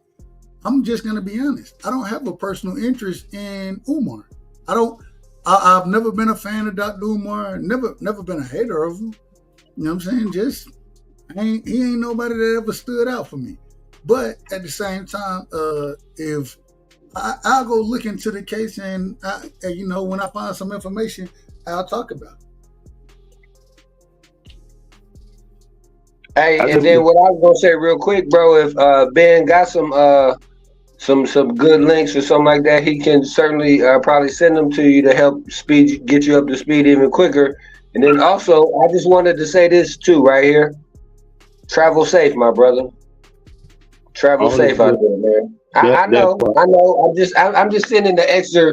And you know, I accept that. Like Thank you, King. Go ahead, bro. I accept that because a lot of people say put it out there in the system. You know, I love that. I accept that, bro. Don't ever think I'm saying it like shoot you off. Because when people tell me to travel safe and be careful, I take that, bro. Real. You know, and I tell me and Doug, Dub don't talk to me like we used to though, bro. But I used to tell him about my brother D-Ray, and he weird. I got a weird brother, bro. I love this man crazy. When our relationship was growing up, when I ran away from the crib, our relationship was wonderful. The minute that dude went to the military, D-Ray, that man went crazy, bro. Which branch? I'm telling you. Which branch? Which branch? The Army, King. And I told the same one, and I was trying to explain to Dub about the time when I was talking to him and another content creator, and Dub know the dude's name, and I was saying because he went to the military, and he was performing. He was a airvac, a med aid in the military, and he gonna come back home and tell me he won't put his lips on my motherfucking niece and nephews, bro. Oh Lord. But you in the military finna save these motherfuckers' life. Them been sucking each other dick over there. You know, I mean, forgive me though. Forgive me, D-Ray. All right, man. All right, we got it. Hey, you know, forgive me though. But thank you again, though. But thank you again, though, for allowing me for the jump off, bro. You know, D-Ray, it's been a pleasure. Honor my G. You know, Dub, I don't be meaning, but you know, sometimes I be speaking how I feel sometimes, and I don't be. You know, sometimes the words, and you know, my sister was telling me, this is why I was glad I'm leaving Miami now. Because a lot of people down there is crazy though, bro. Not psychotic crazy. I got it. Ben, I'm gonna but all right, bro. But I'm gonna just be honest. I got it. But you out of order, man. Wait, listen. This ain't got nothing to do with none of the conversation that this show was about tonight. All right, there you go. Damn. All right, we got Mr. Chapman in the building. Let me bring Mr. Chapman up real quick. Mr. Chapman, we shutting this motherfucker down, but I can't even shut a show down around this motherfucker no more. I say that respectfully, Mr. Chapman. Give me your opening and I need your opening and closing statements in this situation. I apologize to you, but man, the show's supposed to be an hour and 30 minutes. We had 2 hours and 30 minutes right now. It's better than 4 hours and 40 minutes, man. Y'all keep pulling up. I can't. All right, go ahead. My bad, Dub. Well, I'm sorry for pulling up, man. I just saw that you was live, and I figured I should come on by. You know Next time I'm gonna knock before I come up in there. I'm gonna hit you with a ding dong. It's gonna be a text that say "Ding dong, Mickey Fricky," And if you say come on in, I'll come on in. If not, I just go on my own business. Mr. Chairman, you always welcome. You always welcome. Man, that was Same a way. hell of a welcome you gave me, brother. Hey, look, sometimes you get frustrated. Same way Ben always welcome. Same way D Ray. Well, Same way anybody who pull up. Y'all always welcome. It's Well, I just can understand. You guys get frustrated. brother, man. School just started. I know. I still got to worry about school and shit. Oh, you know what? I forgot about that. You right. You dealing with some stuff, and you know, I forgot about that. So you know, I'll say this, opening it up. I don't know what I walked into, but you could see a whole lot of smiley faces up in there. So whatever niggas was rolling. Some people told people that, hey, you need to keep my name out your mouth, otherwise, you know, I guess I could put something else there, and I'll leave that alone. Shout out my man Dub. Shout out my man D, Mickey Freaky Ray, live on the. Hold on. Now that you're here, Mr. Chairman, I gotta ask the question. When you and D Ray, when y'all gonna start? When y'all going live, man? D Ray, when we going live, man? Hey man, that's a good question, man. That is a good question. But D Ray said whenever he ready, he was gonna hit me up and we was gonna do it. So Wait a minute. I need an answer. I need a date. I say it. I ain't gonna say it. I need a date. That's what I'm trying to tell you. don't worry. When we get the date, we gonna give it to you, Dub. You best believe we gonna be there, and we gonna be rocking on the right side. I better be the first person that get a date. So Hey, I'm gonna tell you one thing though. I'm live right now. You know who else is live right now? D Mickey Frey Ray live on the McFricky Drive, and he rolling up on the right side, dog. So you know we halfway there. We gonna meet you halfway. We gonna meet you halfway. Watch this one, Mr. Chairman. You want to Now neither one of y'all motherfuckers live, man. No. I'm joking. Oh man, Dub, that's my guy right there, man. So shout out. Well, I would say this, man. I did come up unannounced. I did come up uninvited, and I did come up out of order. So with all those things, let me bring a better order to this thing. Shout out my man Picasso, Ben Israel, man. I know you was wilding, but shout out to you too, my man. The Zoom verse, because if he tell you you missed that damn memo, he'll hit your ass with the echo. Shout out my good brother, Picasso. Oh, I said Picasso. Shout out to Sizzle, Cash, Crypto, Quee. Shout out to the good sister Quee. Angie Baby was in the house. Shout out Angie Baby. Shout out Frequent Flyer, man. That's my guy, dog. Hey, shipping and handling is on you now, nigga, because you supposed to handle that, but you didn't. Adam, shout out to you. Rick Timms, the Mickey Fricky goat up in his BI. Shout out to Dang Father. Mosizak, believe that. D Free, my knees.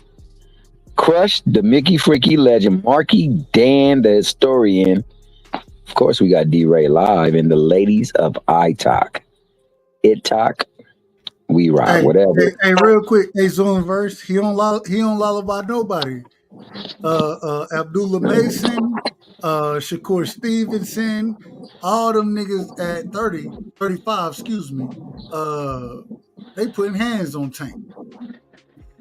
We still need to see that brother get his rematch and the smoke with Lamont Roach. And get what? Hey, Zoom. No, with that I'm out. With that I'm out. And so fuck all that other shit, man. Y'all done held me over. Y'all done held me over, man. Hey, with that, yeah. Hey, Zoom, just give him the echo. He didn't catch the memo, dog. Yeah, we out. Hey, shout out my man D Ray live. Wait a minute. We gotta give Mr. Chipman a drop. Fuck it. See, now I gotta get drops and shit, and I'm supposed to be sleeping. 2 days ago. Damn. It's a bunch of bull. What happened? I just got my hair done 2 days ago, and she put grease in my shit, so the shit was like, you know, like when you sweating and things like that, and the grease come in my face, it burnt my eyes type shit. Damn, why y'all booing like I'm saying bullshit? Like, this is real facts. Come on, man. I just got my hair done 2 days ago. Swing the remix, guys! I just got my hair head done 2 days ago. I just got my head done. And she picked grease in my shit. I just got my head done 2 days ago. I just got my head done. I just got my head done. I just got my head done 2 days ago. I just got my head done. And she picked grease in my shit.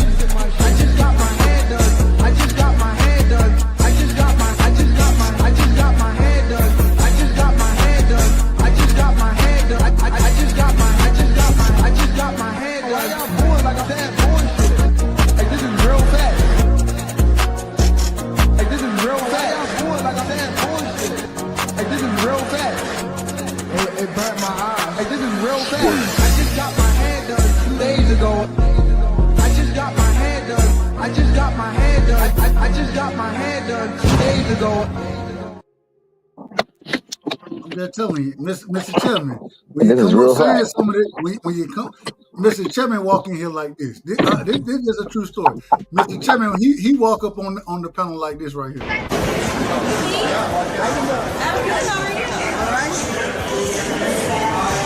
Hey, there he is. What's up, you dirty bastard? Who's this?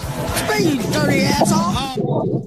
That's how Mr. Chairman started talking to me. Hey, I be thinking to myself. Hey, hold up, man. I be thinking to myself, Mr. Chairman. I be thinking. You smoke crack, don't you?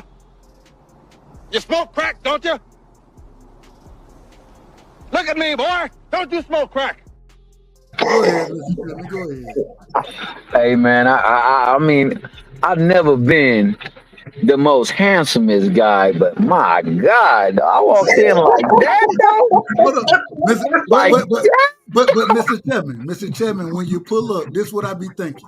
This is a true story right here. Get what I be thinking. I heard you struck my son. Yes, sir, I did. Yeah, may I ask why? Yeah, well, because he stole John Wick's car, sir, and killed his dog.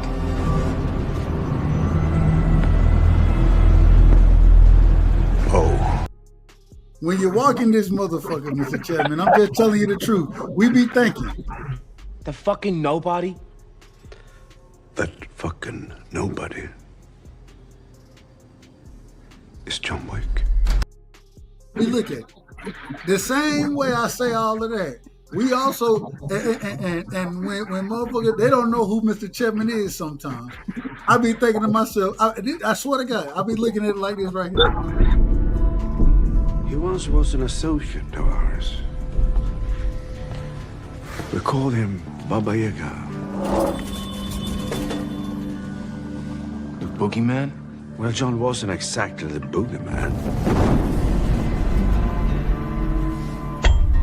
He was the one you sent to kill the fucking boogeyman. He the one that you send to kill the fucking boogeyman, man. So, hey, I got love for you, Mr. Chairman, but you out of order tonight. You out of order, cuz I'm supposed to be shut this thing down an hour and a half. Damn near, well, it's been an hour now. Hour and 15 minutes ago, I was supposed to shut this motherfucker down because I said I didn't want to be live this long. So now I got to give you this drop as well. Bigger than fire.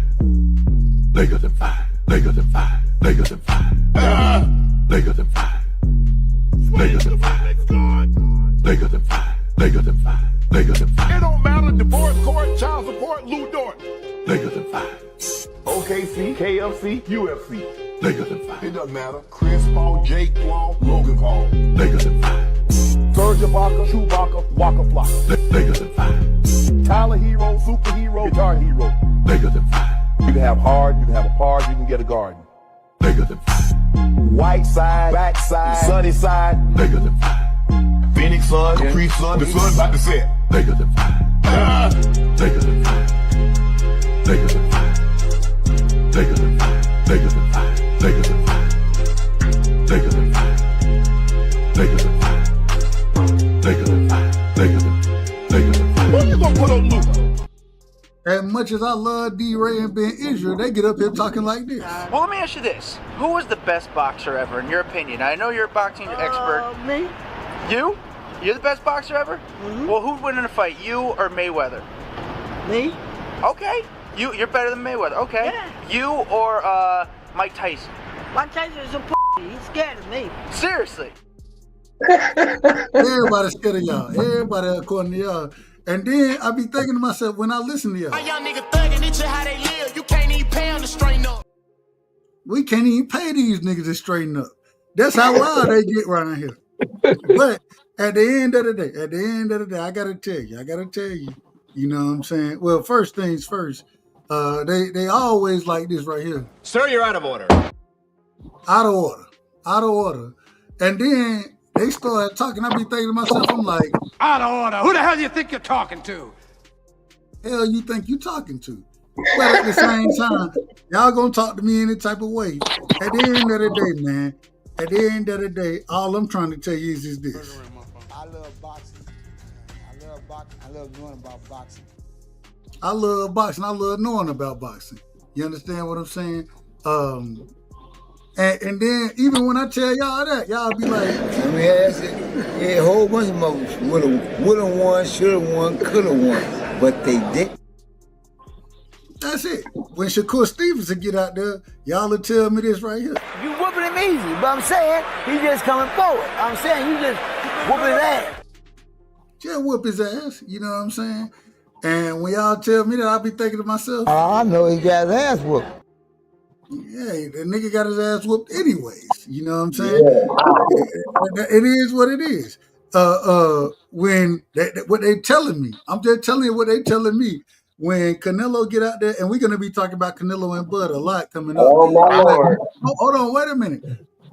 This what they gonna tell me Bud do. He's scared of you. He ain't trying to fight me. He running. You got to fight a motherfucker. You gonna hold on that title. They said they gonna tell me he running out there. But at the end of the day, I be thinking, if you gonna tell me Bud running, I just be thinking to myself, the fuck is wrong with you people? Who raised you? Because at the end of the day, with all of that going on, you know what I try my best to do? I try my best to tell the truth. People don't like my style, how I talk, my delivery, but you ain't catching me in half truth and lies. You ain't catching me in half truths and lies. And the one thing that I see a lot of the niggas who jump on the panel, when they jump up here, I be thinking to myself, No. Rough on him now. No, he needs to know. Okay. He's always crying. Stop fucking crying, man. Y'all stop that damn crying shit. We ain't trying to hear it right here. And niggas start to get into it. I be thinking, I be listening to niggas get into it, right? And they get into it, yo, what I be thinking. Boy, that escalated quickly. That shit escalated quickly. I wasn't expecting none of it. But at the end of the day, even when it escalates, 9 times out of 10, it's gonna be like, this is outrageous.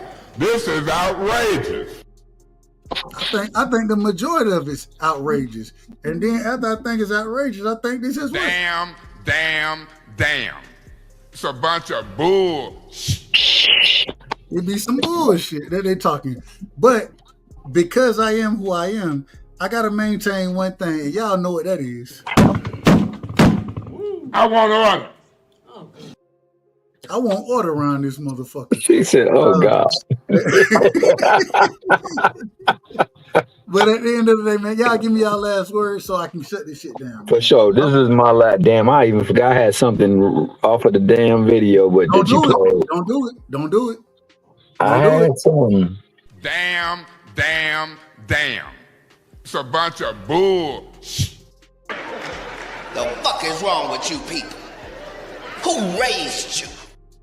Mr. Chairman, you was raised better than that. Shut it down. I was, man. I was. So since I can't remember what I was going to say because you done ran off about 50 million drops, I'm just going to say this. You smoke crack, don't you? You smoke crack, don't you? Look at me, boy. Don't you smoke crack? I'm going to keep running them off. I'm going to say this. Hating is a very bad thing, man. And Gilbert Arenas, unfortunately, he had learned it the hard way. That boy been hating the last couple of months, something fierce. And look at mama. I swear to God, on my mama. On my mama, he been hating the last couple of months, and he found himself up in the jail cell, man. So for all you people out there. Real quick, Mr. Chairman, shout out to Gilbert. I seen that they said they got him for running illegal gambling situations in his basement and all those type of things. Gambling rings, I believe that's the word they use. And lying to the police about it. Man, I hope. Hey, I love Gil's Arena. So I hope that brother get out of there, man. I hope he get out of there, but it ain't looking good for him. It ain't looking good because I heard some of them people that be down there in that basement is not the kind of people. Yeah. Turned over. And a couple of them you can't turn over on them, otherwise they start turning over a lot of folks in your life. So I don't know. It's gonna be a dicey situation, but shout out to his girl Melanie Monaco or Melanaco or whatever. Hey, hold on. This is a true story, Mr. Kevin. Hold on. D-Ray laughing. D-Ray, tell me if I'm lying, D-Ray. Tell me if I'm lying, D-Ray. This is a true story. You're not lying. Hold on. So she run, what it is, the Pineapple Show or some shit like that. Yeah. And D-Ray hit me up one time. Yeah. D-Ray hit me up. He said, hey, Doug, man, you need to go check that shit out, bro. Go check it out. Am I lying about that, huh? Nah, he ain't lying. D-Ray said, man, you need to go check that shit out. I didn't even know she was dealing with Gil at the time, you know what I'm saying? But they be having some bad ones over there. They be having some bad ones. Man. But we shutting it down. I'm done. Good night. We shutting it down on that note because her face card never on decline. But good night. Just know when y'all over here, you're rocking with the right side. Bud Crawford is a fight fan, and he's a fight fan's fighter. And his express is a runaway him the right way. Ain't no pressure when you built for this. Man down, round one. The truth hurts. Oh, my bad. That's the wrong drop right there. I gave the wrong drop because tonight was this one.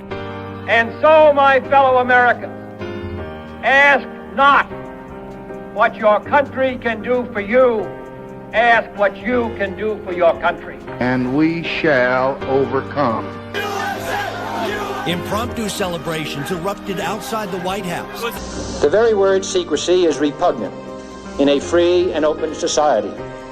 And we are, as a people, inherently and historically opposed to secret societies, to secret oaths, and to secret proceedings.